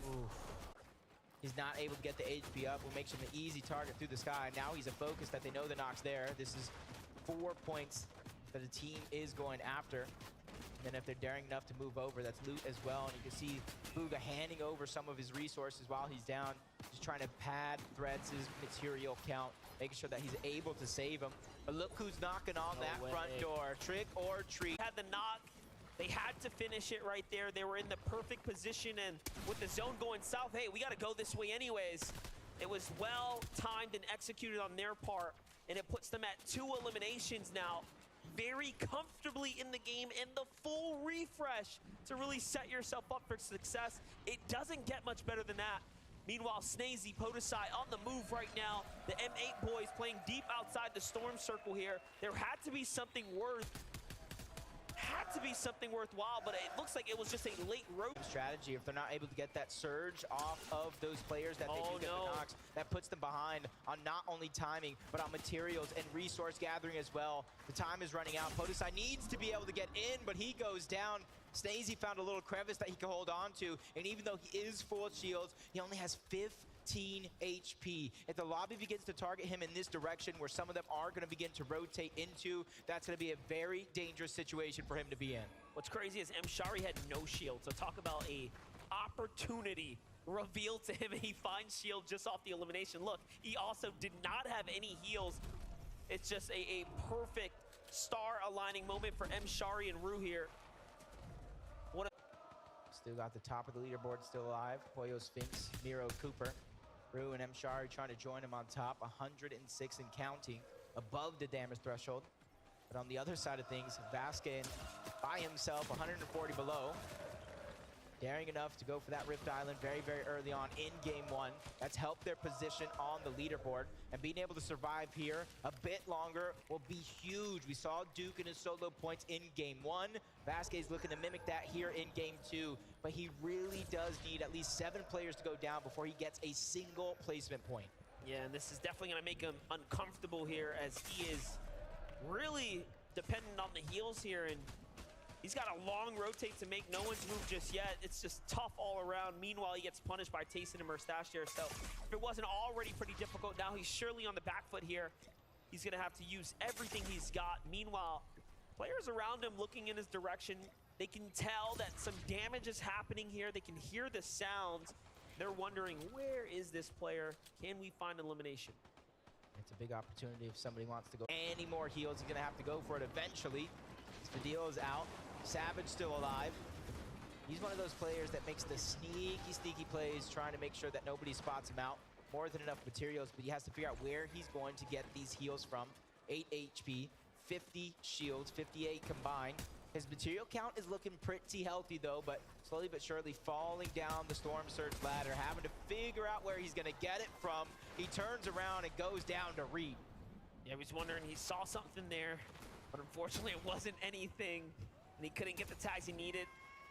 Reed's gonna go in and jump himself up 4 points there just because of that, and now placement points just moments away here. 27 duos remaining in the lobby. This is it. Match 2 of the grand finals is now starting to approach its end. Things are gonna turn up now. Boyo, Sphinx down on the low ground. If they make another big splash inside the top 5, they will surely start to take away up towards the top. Gripey, Flixie are not trying to make it easy though. They find Sphinx, a great knock there, and Boyo is now by himself. Tags come in too. He's big time punished and finished there. Spoken too soon, down they go, and now to the bottom, they fall. That is huge. Cooper and Miro already taking first place throughout that game. And honestly, without Queasy and Vino in the lobby any longer, we set our eyes onto Cammy and Seti. They made that daring play in game 1 to go for height. They defended it successfully until Duke had crash landed, taken them all down, and Cammy with them. They're trying to make up for it here yet again today. They're trying to move their way towards the front side of zone. You see the briefcase turn as well over on the other side. Information is important. It's not about the damage itself. And you can see he knows somebody's on the other side of that cover. Just trying to see if there's an opportunity for him to strike. 39 above the damage threshold. He's comfortable for now, but he knows that time where he's gonna need to fire a shot is gonna come soon. And it makes you wonder what went wrong this game for Cammy and Seti. Low on the surge damage, low on the heal options, not many material, right? This is a very tough game, and it's not like the zone went very far from where they land. It's just a little north and to the west here, so something must have went terribly wrong in that outskirt rotate. They're looking pretty solid right now. I do like the position that they are in as they're trying to play for height here. Yeah, and who's daring enough to go ahead and contest them? A lot of our heavy hitters are either weak or out of the lobby, so it could be free taking for them. Unfortunately enough, there isn't a twin mag. He just had that suppressed Havoc AR. It could deal some fast damage, but it's not as fast as some would think. 148 above the damage threshold, and they have a far rotation to go, just like Thomas and Malabuka.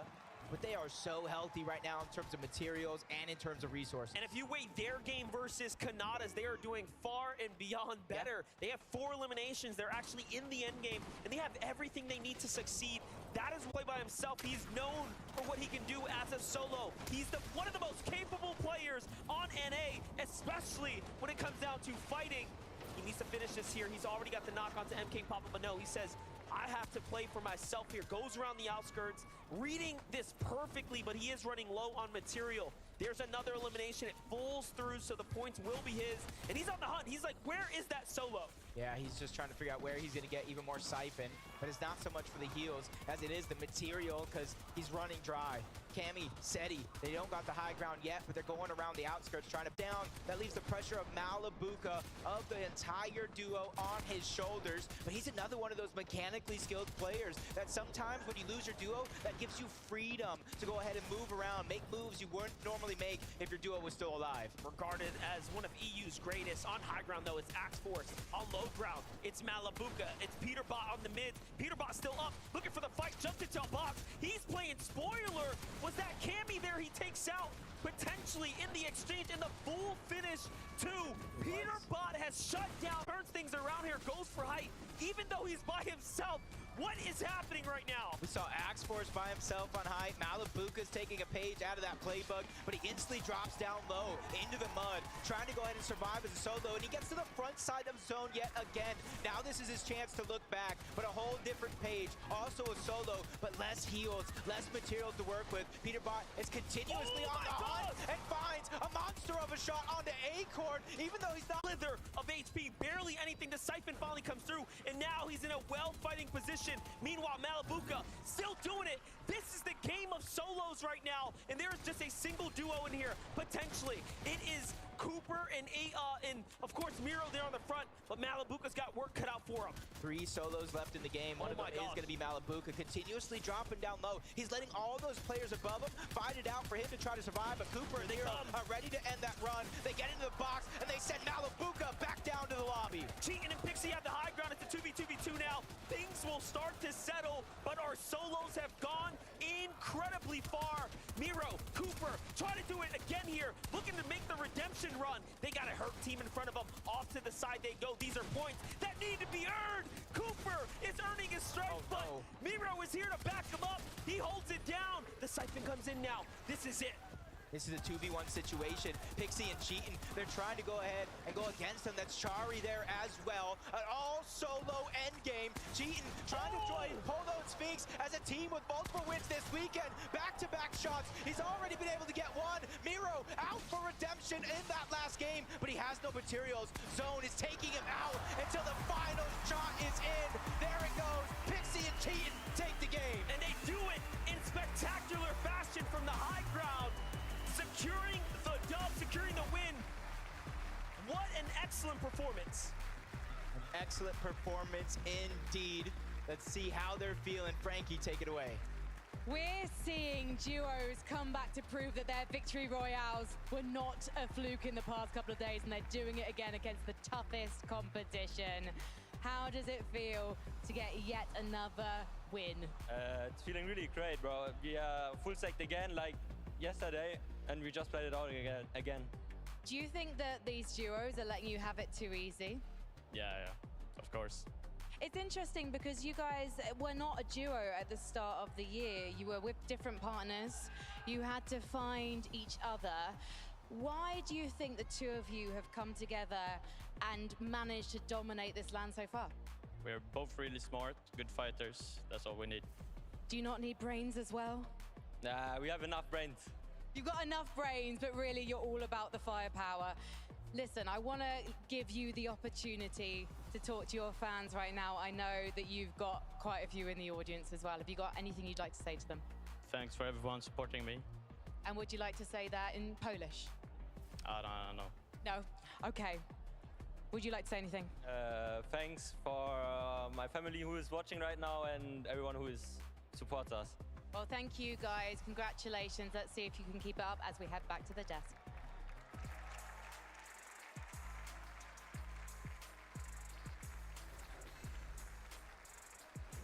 Big congratulations there. Cheatin' and Pixie finding themselves yet another victory royale. This is now the second time today we've had a duo that already had a victory royale picks up another. But man, this all coming down to solos. That could have gone any which way for a moment there. For a moment, I was like, if this is Mrs. Miro, Jean's like, oh, my bad. Whoa, Zeke, don't get ahead of yourself there. The games have been absolutely insane. I mean, obviously coming down to the 1-1, but throughout the end game, it felt like there were so many solos alive, clutching up the points. Yeah, these end games are manic so far. It's like it goes every which way, and then eventually one name or two names. Last game, they couldn't quite do it. They're going to get their redemption now. 1v1 for Miro again. He couldn't quite do it, but, you know, I'm sure there'll be more chances for him to redeem himself. Pixie and Cheatin', a team that, if you aren't familiar, right, these are very hard-working players. Like Frankie said, they didn't start the year playing with each other, but once they did get together, things have just been clicking for them. You love to see it. And of course, if you're just tuning in, you've never seen Fortnite, or maybe you just don't know, Victory Royale, of course, even coming down to second place, if you don't get the Victory Royale, it's not that bad, right? A Victory Royale is worth 65 points. Coming second, third, still a massive amount of points as well. But again, congratulations, Pixie and Cheatin'. There's so much duo. They're either in shambles situations or they're pushing a team. They're busting out these crazy strategies, and has not disappointed so far. Now, Viv, as we bring up these standings, take a look. Cooper and Miro, they're overtaking. They started with a little bit of a lead, and now they have just said, you know what? We're jumping out in front. I mean, back-to-back second places at the Global Championships. Both of them by Miro, solo clutching to that point in time. And Levin, whilst we were watching that game, right, we were getting close to the end of it. You asked me a question. What was that question? I said, are Cooper and Miro about to win globals? It's looking like it. They're sitting up on the leaderboard looking comfy, 2 back-to-back second places. I mean, if they keep playing like this, we're going to get to game 4 and it might be a done deal. The consistency. That's you're going to hear us say that a lot today over the next 4 games. But man, if Miro and Cooper could keep this up, they very well could walk away champions. I did want to take a look more at the standings, though. Let's highlight a few more duos up on this board. I'm looking at Vico and Pink there in 3rd place. Yeah. I mean, with how their weekend's gone so far, I think a lot of people in here were obviously supporting Acorn and Cold after how well Acorn and Cold did in the upper bracket finals.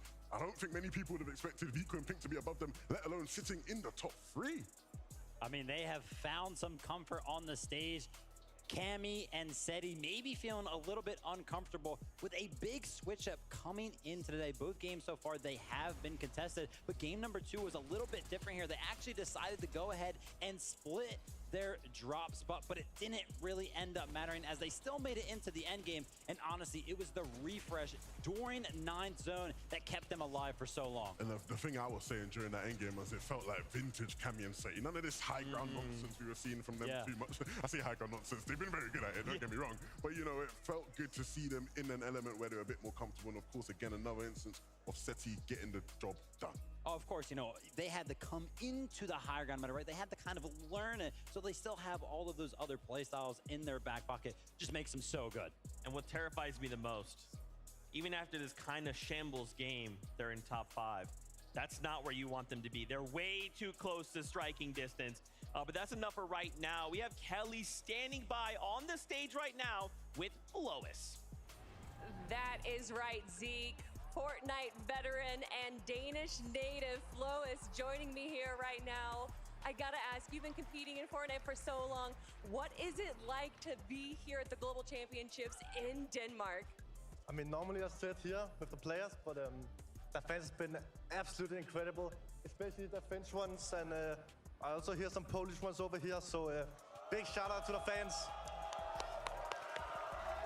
I mean, it's been an incredible weekend so far, from the fans to the players. What has been your favorite moment out of the competition? I mean, it was first day here, so I mean, the fans is probably the most important thing here, and I also like the game 1 ending with Miro almost clutching up as a solo, but yeah. Well, then he almost did it again in game number 2. So with that being said, I gotta ask you, who is your favorite to win? I think right now, I think Miro is gonna win, but I obviously hope for my... Lois, this just means so much to me to be able to talk with you. I've been watching you play for so long. And what is it like to watch just all 50 duos here competing on this stage? I mean, it's absolutely insane. Like everyone from the other regions, I normally only play in EU. So to see people like Asia region, Middle East, and also shout out to the one OC duo, Alex and Worthy. Thank you so much, Lois. And I can't wait to watch the rest of the games with you. But we're going to be heading back to the desk for now. Thank you so much, Kelly. Fortnite fans, if y'all are up in here, please go say what's up to Flois. He's absolutely amazing, super wholesome. But, as much as I want to talk more about what happened in game number 2, getting word game number 3 is ready. We're getting closer and closer to the halfway mark, so don't miss out. DJ producer, 2 friends will be here for the halftime show right after this next game. So let's get on into this next one. Casters? You know what they say, time flies when you're having fun. We're already into game 3 in just a few short moments, and it's been an impressive performance so far by both Cooper and the strike back, the potential, the explosion that we've seen come out of him so far has been incredible. Let's do it one more time. Game 3.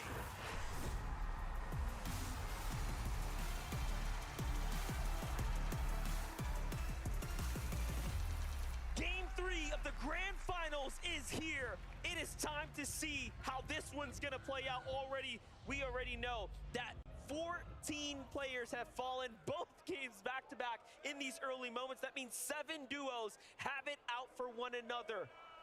This is the moments here that kind of make yourself one of the best in the world. This is the last game before that halfway point.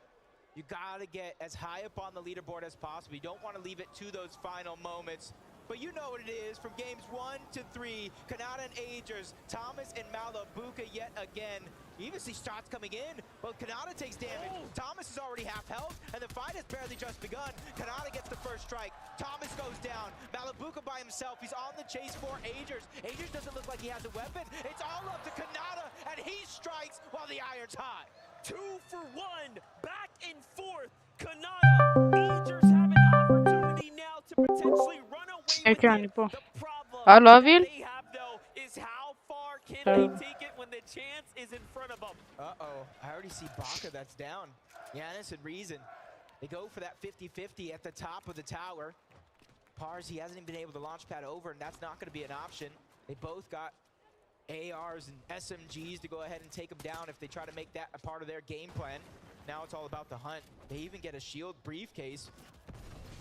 Uh-oh, this is a very, very daring play. Pars just go ahead and bulldoze his way through. He's trying to make magic happen. Shots on the both these players. Pars almost does it. Takes down Reason, but Giannis saves the day. So close, and he seals the deal in the final moments. You wouldn't think it would be possible, but he does do it.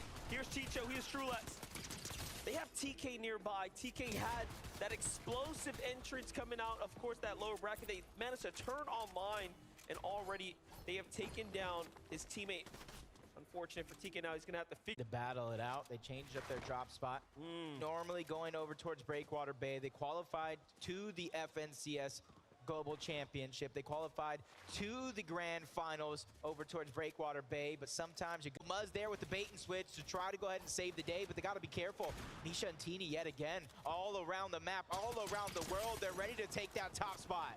Misha and Tina might be the most flexible duo in this lobby right now, and they are showing how it can be effective even while you try new strategy. But no, Bryce comes in. He's got his attention to put on the matter. Where is Chubbs here? Will he back him up? Misha now has to back out of here. We have spoken too soon. Paper will get the final finish, but Bryce got the knot, so the rewarded points will go to them. Invitations were sent out to everybody this weekend. You can join the party if you want to.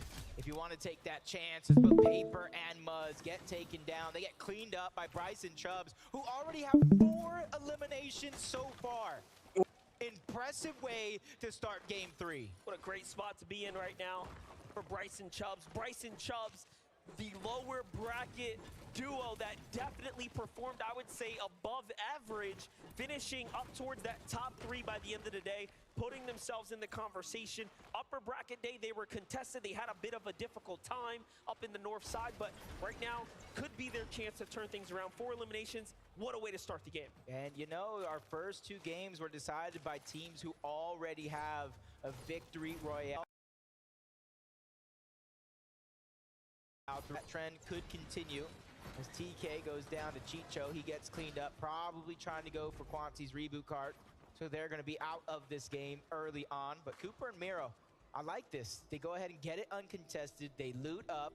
They kind of switch to figure out who's going to go for the early surge, who's going to go down into that vault and try to clean up all that loot. Jumping over to Batman Booga, Rapid. We've seen so far having to play solo a fair amount, losing Batman Booga a little earlier than he would have liked the last round or so. But this drop spot, man, Mega City, obviously highly contested, plenty of action to unfold here. And then if you just peer off to the outside, you have teams like Acorn and Cold constantly hovering around, so you never really are safe inside this big city. We jump over with Kanata. And it says Kanata, already starting to look up and over. Only player in the world to go for 20 for 20, reaching a grand finals. He won his first one in the FNCS Major 3. He's looking to go back-to-back in some ways and take this global championship by storm, but this game needs to count. Wait, let's just say that one more time. Kanata is the only person in the world to have made every single FNCS grand finals and also perform extremely well. His top 10 performances, by the way, you can hold a candle to it. It'll stand strong, but Kylie is gonna fall here to Fast Strokey. Oh, to the hands of Datus and Steen. So from the Frenzy Farms, they come south and they influence Kylie and Fastrokey with the quick finish. That's huge. This team has been slowly but surely upping up their firepower game after game throughout the weekend. It's only a matter of time before they hit their final form. But Reet and Ritual, they've been out of this world so far, consistently performing at the top level. Not only online, though, they brought that skill here to the big stage. And see if they can keep it up, but they're close by, neck and neck with both Edgy and Duke. I think a lot of these teams know the risk of taking an early game fight. And so Edgy and Duke just continue on with their rotation. They're trying to not take too many risks early on. We'll save those for the late game. Now we tune in one of the most seasoned here. Tayson setting up what could be a potential ambush alongside Murstache. They have the side angles, they have the information. A 3-2-1 is all it takes, and Kaizen is caught out. And that is what a professional duo will do to you. A moment is all it takes. If it were me, if it were you, it'd take forever to line up those shots, but they make it look so easy, so quick, so deadly. It was more than just a two-player 3-2-1. Threats and Booga on the other side, who actually were the ones able to steal that one away. If I thought 2 players were hard to survive, 4 players is literally impossible. I feel bad for Kaizen, but luckily for him, his teammate is still left alive. You see him floating around in the mini-map, ready to kind of make an attempt at that reboot card. Fighting alone is not something anybody wants to do, even if they're separated like this. Cammy and Seti going for that forecast tower, which is a huge part of their game plan. But not only that, they just took down MK Papa. Ooh. So Shalom is by himself up in this box right here. Cammy making a move for it, potentially thinking he can go in to seal this. No, they're just gonna move along here. In the meanwhile, we should look at how this happened. Take a look. Scoped weapons in hand. MK Papa slides across. Oh, they were trying to get that forecast tower themselves. No, caught out in the open. They get burned. It's just one of those things, man. You don't necessarily plan for another team to just be hiding in bushes all around, but I feel like that's one of the most simple strategies you'd see some of these teams do, but it's honestly the small things that you tend to forget on the biggest stage. We talk about rotations. Queasy and Vino moving on over toward the west before they're going north towards Frenzy Fields to try to find their spot in towards the zone. They're easily one of the teams that can pick up multiple VRs throughout the day and kind of make up for lost time, boost up that leaderboard. But Vanyak and Carmi are going against their EU counterparts. I drop a Mappy on the other side, getting denied piece control a few times. A quick peek view opportunity coming out from iDrop. He gets denied yet again. All of that real estate going over to Vanyak. Feel a little deja vu here. Kanye down to the low ground. Vanyak cannot quite find the shot there. iDrop playing off the heels, backing up by him. It was Sensen and company on the hunt. This time it is Carmi. Will they close it a little faster? I wonder. They are drawing the attention of teams nearby. Should wrap this up quickly. Back he goes. Not many other options for him left here now. That's, I feel like, what iDrop best case scenario. Let another team come in this direction, start to fight off both Vanyak and Carmi. That way he can try to slither his way out, but no opportunities are coming. A big shot fires through, running out of resources. iDrop has to think outside of the box and get out of it as well. Multiple angles as Carmi finally goes in and finishes the job, letting nothing go through. It's a huge way for them to kind of start their own game.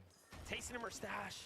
The quick elimination there onto Waves Vidil. Unfortunately, Mr. Savage now has to back out of this drop here. Mr. Savage and Vidil have been staying late into Slappy Shores, but I don't think they expected Murstache and Tayson to still be here playing their drop. Let's take a look at that one more time. Murstache swings around the top. They're already hurt. Into the box he goes. Vidil wasn't quick enough to defend himself there, and it was a very clean pickup. Meanwhile, Pink and Vico move right past Carmi there. Vanyak. Pink and Vico inside the top 5. Chilling around 4th place at the moment. What a different story compared to the upper bracket. Also take Yep, and that's one thing I feel like for some of these players, you know, Vico probably one of the more mechanically skilled and gifted players on the EU region. Pink, one of the best IGLs. Sometimes it just takes a day to warm up. You know, you got the jitters, you got the nerves, different setup, different desk heights, different chairs, and sometimes you have to go through the ringer against a team like Acorn and Cold before you go ahead and say enough is enough. You start to go ahead and play to your full potential, and that's why you see him at the top side of the leaderboards. Snazy and Podeside, they're kind of making a very, very similar rotation that they have in Games Pass, going on over towards the Creaky compound, just boxing up. They're, I wouldn't say slap dab in the center of zone, but they're as close as they can be at the current moment, using a lot of those berries and just trying to see who rotates nearby. They just don't have a good line of sight over the lobby as of now, so that's why you see them rotating to try to get a better position, because information is critical in lobbies like this. So many trees as well really hides how much danger is lurking nearby. Take a look at all the duos as we pan out here, including Cooper and Miro just nearby.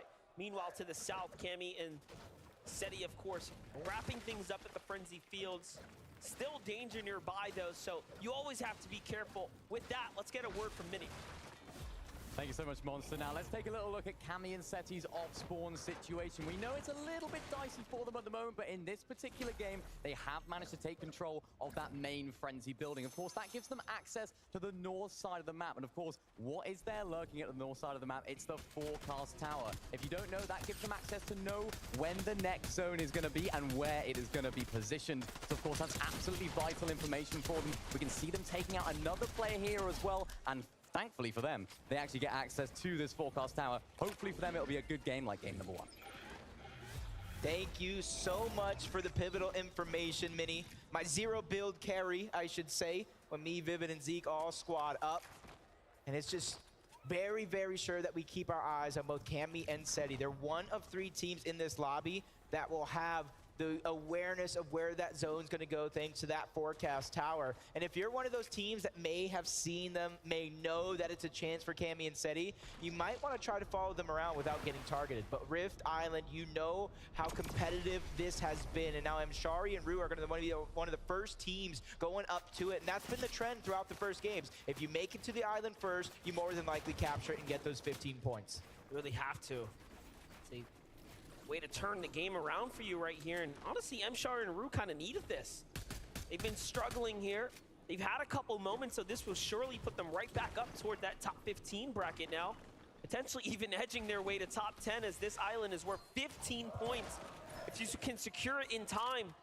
We jump on over to Duke, though, for a moment here. Edgy is hurt and hasn't quite recovered just yet. I wonder what's happening, as he's getting pushed by Chubbs and Bryce. A little too much happening down low. Duke comes to the rescue, though. Great tags there, and finally Edgy gets his heels off, puts him right back into the game. He was waiting for those mushrooms to pop back in there. This is what they do best. They're just slithering by for now. You know they can fight in the biggest moments of them all, but it's about using your brain, using your smarts, using a lot of the strategies that even got you to this point, and then very many more tricks. 1 damage above the threshold. You see them currently positioned in 12th place on the leaderboard. And this being the last game before the half, I feel like it's pivotal for a team where they're positioned, if they want to be in the conversation and not force themselves to have massive games, to do well here in this 3rd game. Looking at that top 10. Now into the top 15. Look at how close it is. Points barely separating one another. Mr. Savage finds himself in a little realize. And now Vidil has to clutch up here. Vidil cannot allow him to wait this one out. And by the way, they need this damage. They actually have to force these fights here. So should he save up, should he clutch up here, it'll be okay. You know, Fnajan wants to turn things around and get the full finish. So Vidil does have to be careful. Ooh, even third-party shots come. Oh, he saves him just in time. Outside of the zone and inside as well. The breacher for Fnajan is going to be the huge moneymaker here, but a nice shot from Vidil, trying to make up for him going down early on in the game. He turns, he burns. Fnajan says, "You are out of the lobby." Oh my gosh.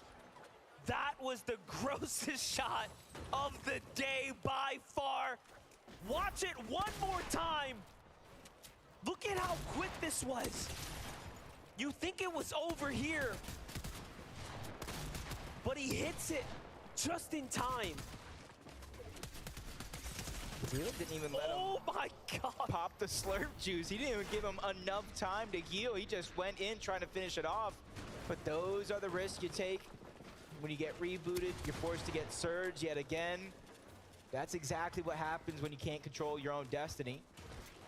But an actual contested fight for this Rift Island. It's the game before the half, like I keep saying, so a lot of these teams realize how valuable these points actually are. But these teams, if they don't have enough heals, you can only stay up here for so long. You see the zone is pulling away from Rift Island, so it might be one of those teams that have the heals down that are willing to expend it.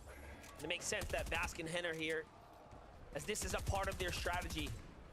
Secure these drops, secure the Rift Island, get these other points, these extra points. It's a lot of different ways to secure the lead. Datus and Stain are also here again too, constantly finding themselves in the vicinity. So fast of this game. 57 above the damage threshold. It's just enough. It's just enough for some of these teams to rotate in, trying to go for a sneaky sniper shot. Narrowly misses that one. Probably saw the glint coming off of it as soon as he scoped in, allowing him to kind of watch out. You see, they don't want to go all the way to the side of that mountain. They want to keep some elevation just in case it does pull in this direction. You don't want to have to battle back. Source may have found an important elimination onto Seti, so you may know where the zone is, but it doesn't mean you're absolutely safe. Cammy turns that story around, potentially finding his elimination, putting up just enough defense, but for how long? Now Cammy has to play this out by himself. Yeah, I don't know how possible it is going to be, but if he does have that reboot card and he holds his position, he's not too far off from that reboot van as well, but it is going to be out of zone. It is going to cause a lot of attention in your direction, but the possibilities are endless. We've seen things like that happen before in the past. He's just trying to figure out how he's going to survive this moment. Forget about those later plans, but for now, I think it's going to be go for that rocket ram. Forget the reboot, forget all the loot, and even that team I was fighting. Let's just go ahead and, as of now, nobody's really begun their rotate from across the water. What's crazy about this as well is Cammy was considering taking more mobility in crash pads, but because he was spooked out of his spot, he actually couldn't even secure it. He couldn't change his loot up. He had to just leave. So this isn't even the most ideal situation for him as of right now, as he was fumbling through his builds. But Cooper Miro, the problem children of NA right here, setting up shop. Forget that. The problem children of the Globals right now, they are second and second back-to-back. This is by far the toughest game for them, as they don't have much of a material count to play with, and they've been found out. This is big, because if Miro and Cooper end up with the top finish yet again, they're 39 points ahead of the next best player in team right now. Placement points have not even begun to set in, so if they can continue that trend, they will be the team to beat in the second half. This is kind of crazy though. Take a look at how this situation is playing out. There's not a soul on this side of the map. Very rarely this late in the game will you even have a chance to farm loot so casually in a competitive lobby. And things might have just aligned for Coop and Miro. We could be seeing Destiny line up. If they somehow win this game, get a top 5, you have to rewind the tape and think of that moment right there. That one. Chance to breathe and stabilize, refarm up, just like you're saying. It is going to be huge, but there's even teams rotating nearby in their direction. But from outside of the zone to the inside of the zone, Pink and Vico, they're waiting for them to go down, because they're one of the teams that is at the top side of that leaderboard now, waiting to take away that spot. And honestly, consistency is key, and they've been one of the most powerhouse teams on the weekend, if you minus day one, of course. Well, if you look at that top 10, there was definitely room at the top, as 4 teams have fallen just beyond 5th. Peterbot has a chance. Byla has a chance. They're just right there. This game already 2 eliminations, put them inside the top 10. That solo run from Peterbot in game number 2 was incredible. This is exactly what we came to see and came to know out of Peterbot overall. The Invitational played with somebody who isn't Byla, and I feel like that's the thing. It's business for them.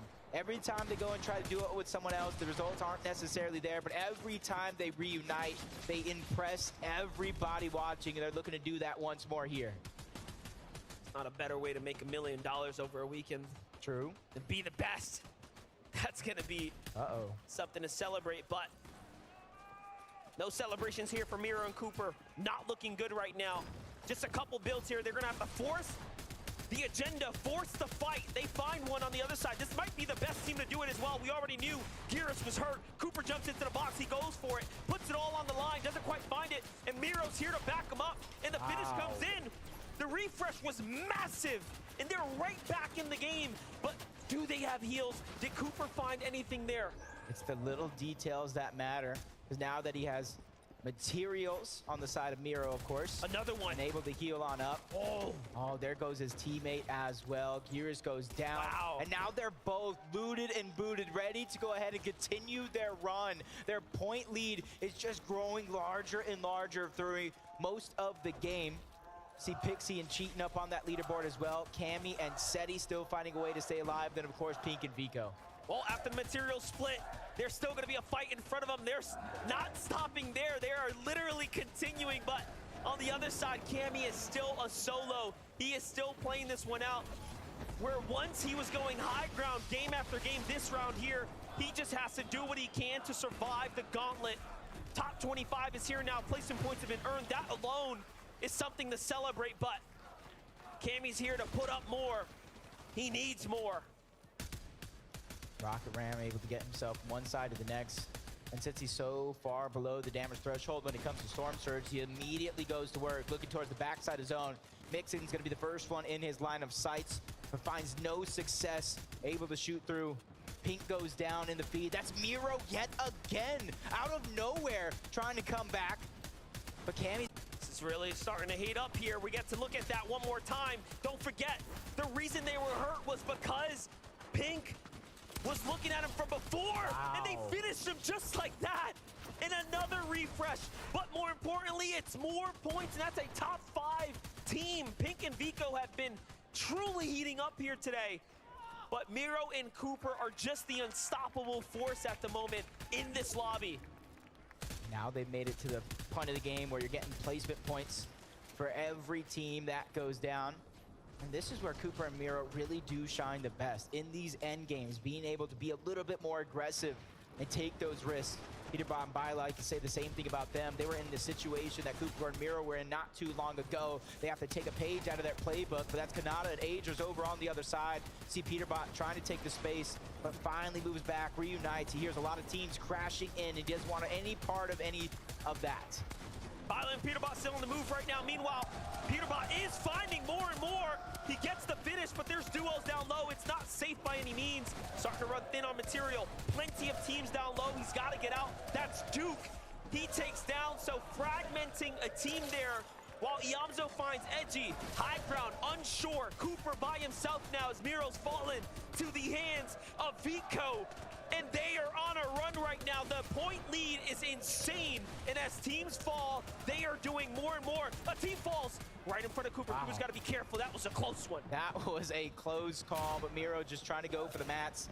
He needs those contention so they don't leave it up to the last moments. Quickly redeploys on over to the other side and goes for the shot, but narrowly misses his opponent. He's able to escape, and we're quickly into the top 15. Chubbs and Bryce are online right now. 7 eliminations and almost the top 10. Chubbs and Bryce may be one of the most impressive duos to pop out of NA right now. And they have the experience, but this is the first time they're in an in-person arena with a crowd this big, with this much on the line. And so is Cooper. No way. And he is still going. This could be the miracle run for Cooper. Already you're seeing the point spread. It's only them and Pixie and Cheatin at the top of that leaderboard, and 40 plus points already separating them thanks to that elimination they've been picking up, but they're on the high ground. They could be the first team to try to get 3 VRs on the day. They already have 5 eliminations, more mats than they know what to do with. Another elimination almost grabbed up by Cooper, and this is a chance for both Pixie and Cheatin to try to pick up the points. A 2v1 situation. They got their 7 eliminations, and it's Carmi who's already outside of the zone, and he doesn't even survive a chance to fight the 1v2. Pixie and Cheatin take their 3rd victory royale of the weekend. Is that a back-to-back for Pixie and Cheatin? Yeah. Are they just on fire right now? I want to repeat what our casters just said. Are you on fire right now? Yeah, of course. Yeah, of course. I mean, You're a man of few words, but you do have some Swedish words for the audience right now. Would you like to say anything to everyone who's supporting you? Tack för alla som supportar mig. There we go, nice and simple. Thank you, everyone who said in Swedish. So tell me about that end game then. Yeah, full stack again and just play it out. Like, we had so many mats and stuff, and we just full tapped to the end game. We looked at high, and then we looked up, and it was free, and we take it. So do you think the key to your fantastic end games is actually you're having great early starts as well? Yes, we get like good surge, good mats, and just get into end game. And what's the secret to this? Have you spent a long time preparing your game plan, or is this just in the moment when you sit down, you just know what you want to do? We have prepared a lot of strats, and then we just play from there. And who is responsible for those game-winning strats? We both. We just both looking for strats together, and then just yeah, looking for our game plan, and yeah, and then we just play our end game game plan in the finals. Well, the target on your backs, boys, is growing ever larger, but hopefully you can hold off the competition. I'm going to let you go and get ready for game number 4, but right now, everyone, Pixie and cheating!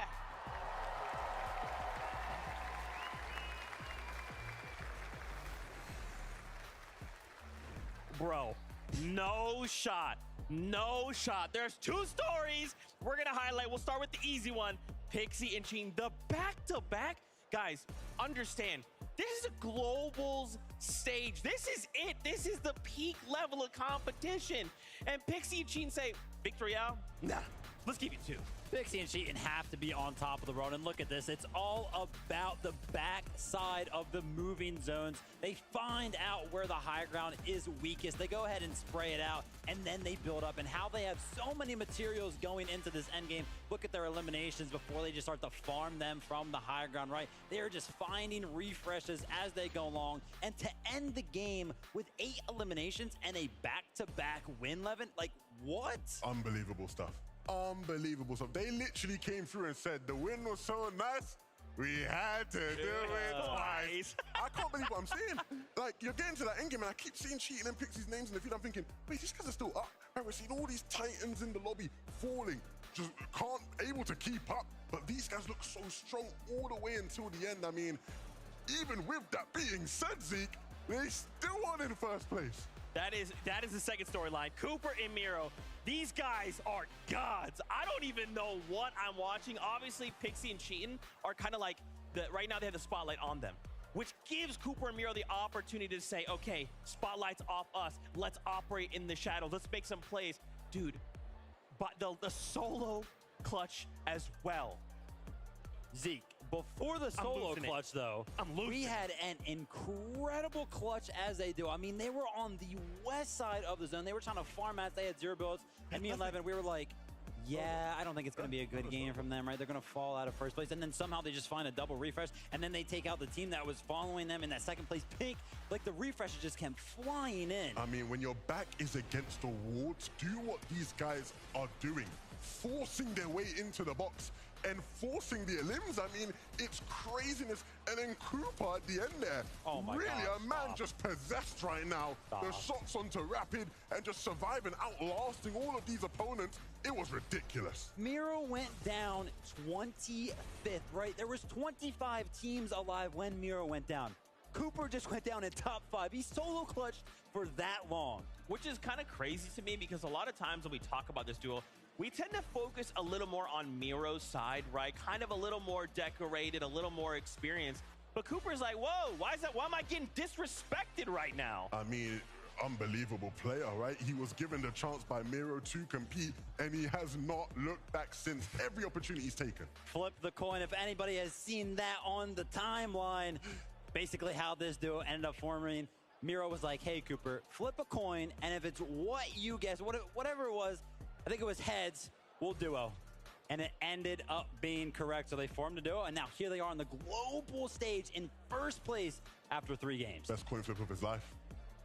Just insane. Okay, so really quickly, I want to talk about more of the standings overall. I did kind of just want to double back to Cooper Miro there. I'm sorry, Cheating and Pixie, rather, in second place. So they've not been able to overtake Cooper and Miro. and they're kind of, you know, gentlemen of very few words. I was kind of curious if you guys had insight as to how they are just going wild right now. How are they making this happen? I mean, for me, it looks like it's the high ground play, right? Like somehow, you know, we talked about it coming into the day. We expected a couple of teams to be battling it out up there, specifically Queasy and Veno and Cammy and Seti. But honestly, we haven't really seen either of those duos in a healthy enough position to go ahead and contend for it. So it's kind of left that area of the end game open arms for Pixie and Sheetan. Yeah, and I think you can see from the interviews, they're not really letting the moment get to them. It's like they're playing at home, chilling, playing some scrims or something, right? It seems to be very low pressure right now. And for a team who isn't as experienced in these kind of moments, that's very alarming almost, right? You don't expect to see that. You expect the players to be shaking and wobbling over their words like, oh my goodness, we're on the stage and we're winning games. What's going on? No, these guys are cool, calm, and collected. Absolutely. You talk about another duo that's cool, calm, collected. Vico and Pink in third place right now, halfway through the competition. Guess what? Frankie, she's standing by with Vico right now. So let's hear from him. I am. And Vico, I think this is the least nervous I've ever seen you. Why are you so calm right now? Well, it's 3 games in, and, well, there's nothing to really win right now, so nothing to lose. So it's just like there's nothing really that we need to like have pressure about, because no one really thinks that we're going to win or anything. So I think you've got a good chance. You're in third place at the moment. And right now, the drop spot feels quite safe for you because Cold and Acorn, they're not trying to grief you. They're not trying to 50-50.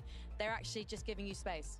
Yeah, they're just giving us space. Like, we're giving them space, they're giving us space, because there's not really a reason why we would fight, because it's just going to get delayed. And if we both play our end games, like me and Acorn, and like we're just both going to do good. Who do you think has the stronger end game out of the two duos? Probably me and Pink. And why is that? Because we practice a lot. Like in these last 3 months that we have played together, we've practiced like almost every day, or like almost every second day. So we have a lot of prac in between us. So I just saw your coach Bloodex walking past as well. He told me I haven't had to teach this guy anything, but there must be a reason you're working with him. So what's he brought to your duo? Basically everything. Like he's teaching me how to actually understand the game and actually play the game. Like there's a lot of stuff that I didn't know before having coaching from Bloodex. So what has he really taught you about playing the game then? What does it mean to play Fortnite? Well, there's like stuff like you need to understand like how to play mid games actually, and like look for surge and all that stuff. And that's like something that Bloodex is really good at. And yeah. It's one of the things that's ever changing about Fortnite. Given that you are in this third spot, you can go either way now. You can go up, obviously you can go down, and you can go all the way to that trophy. What are you feeling right now in terms of your chances? Do you already see yourself lifting that trophy on that stage?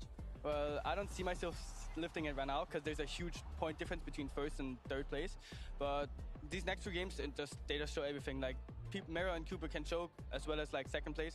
I think second place is Pixie and Cheatin. They can also choke. It all depends on these next 3 games because a lot of people will get nervous.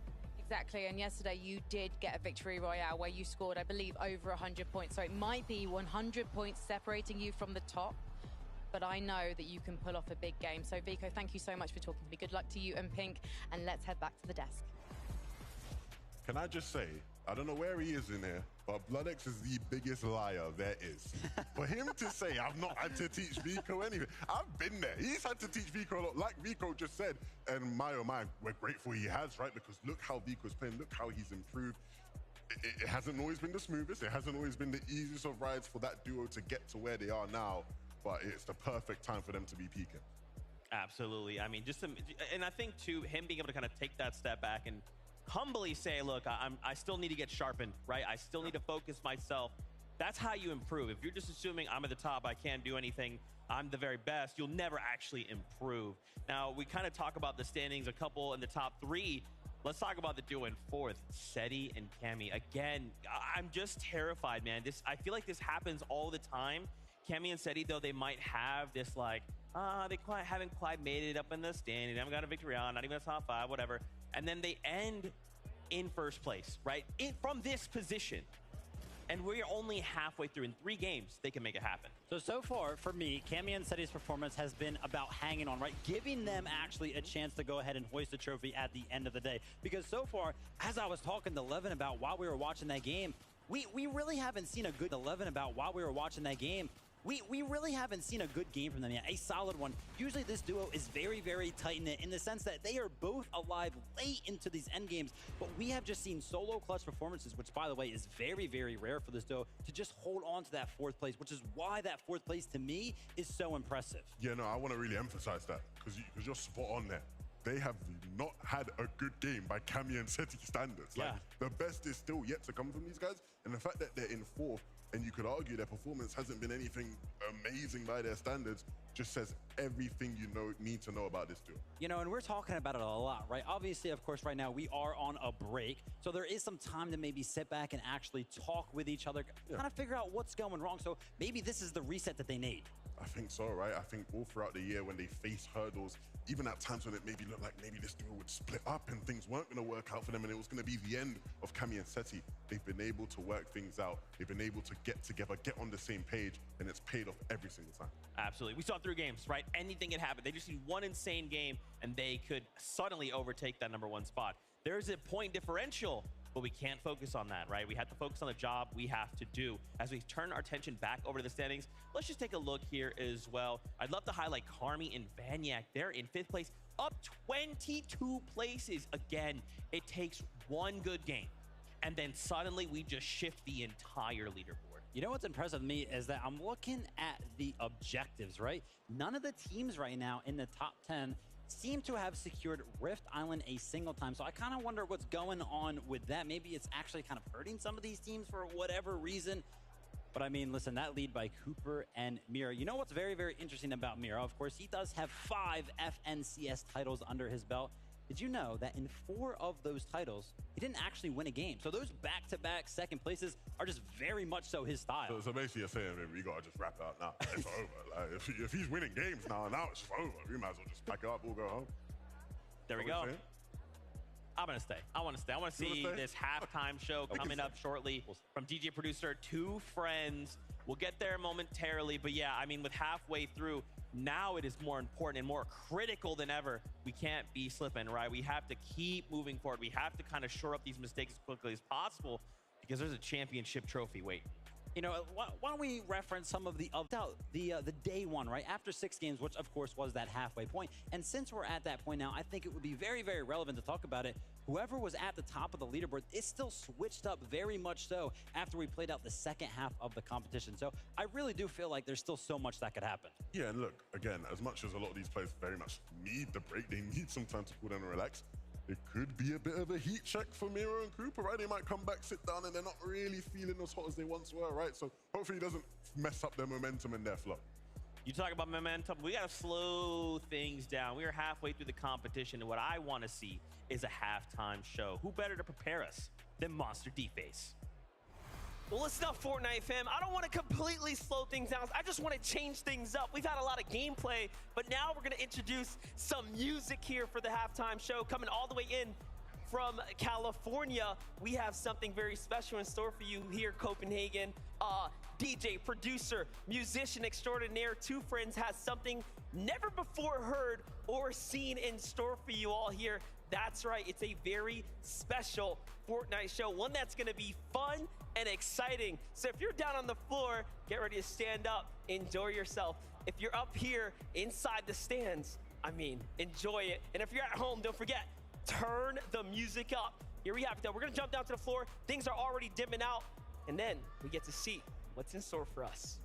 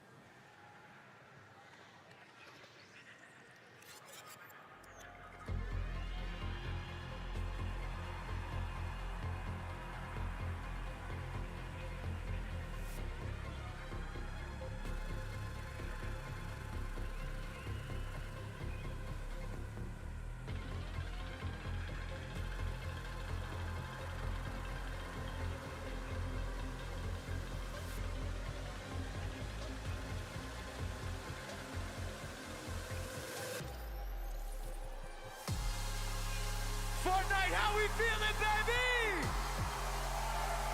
We're two friends just stuck to with y'all tonight.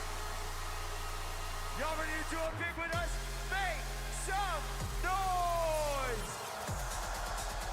I need all y'all right here. Put them in.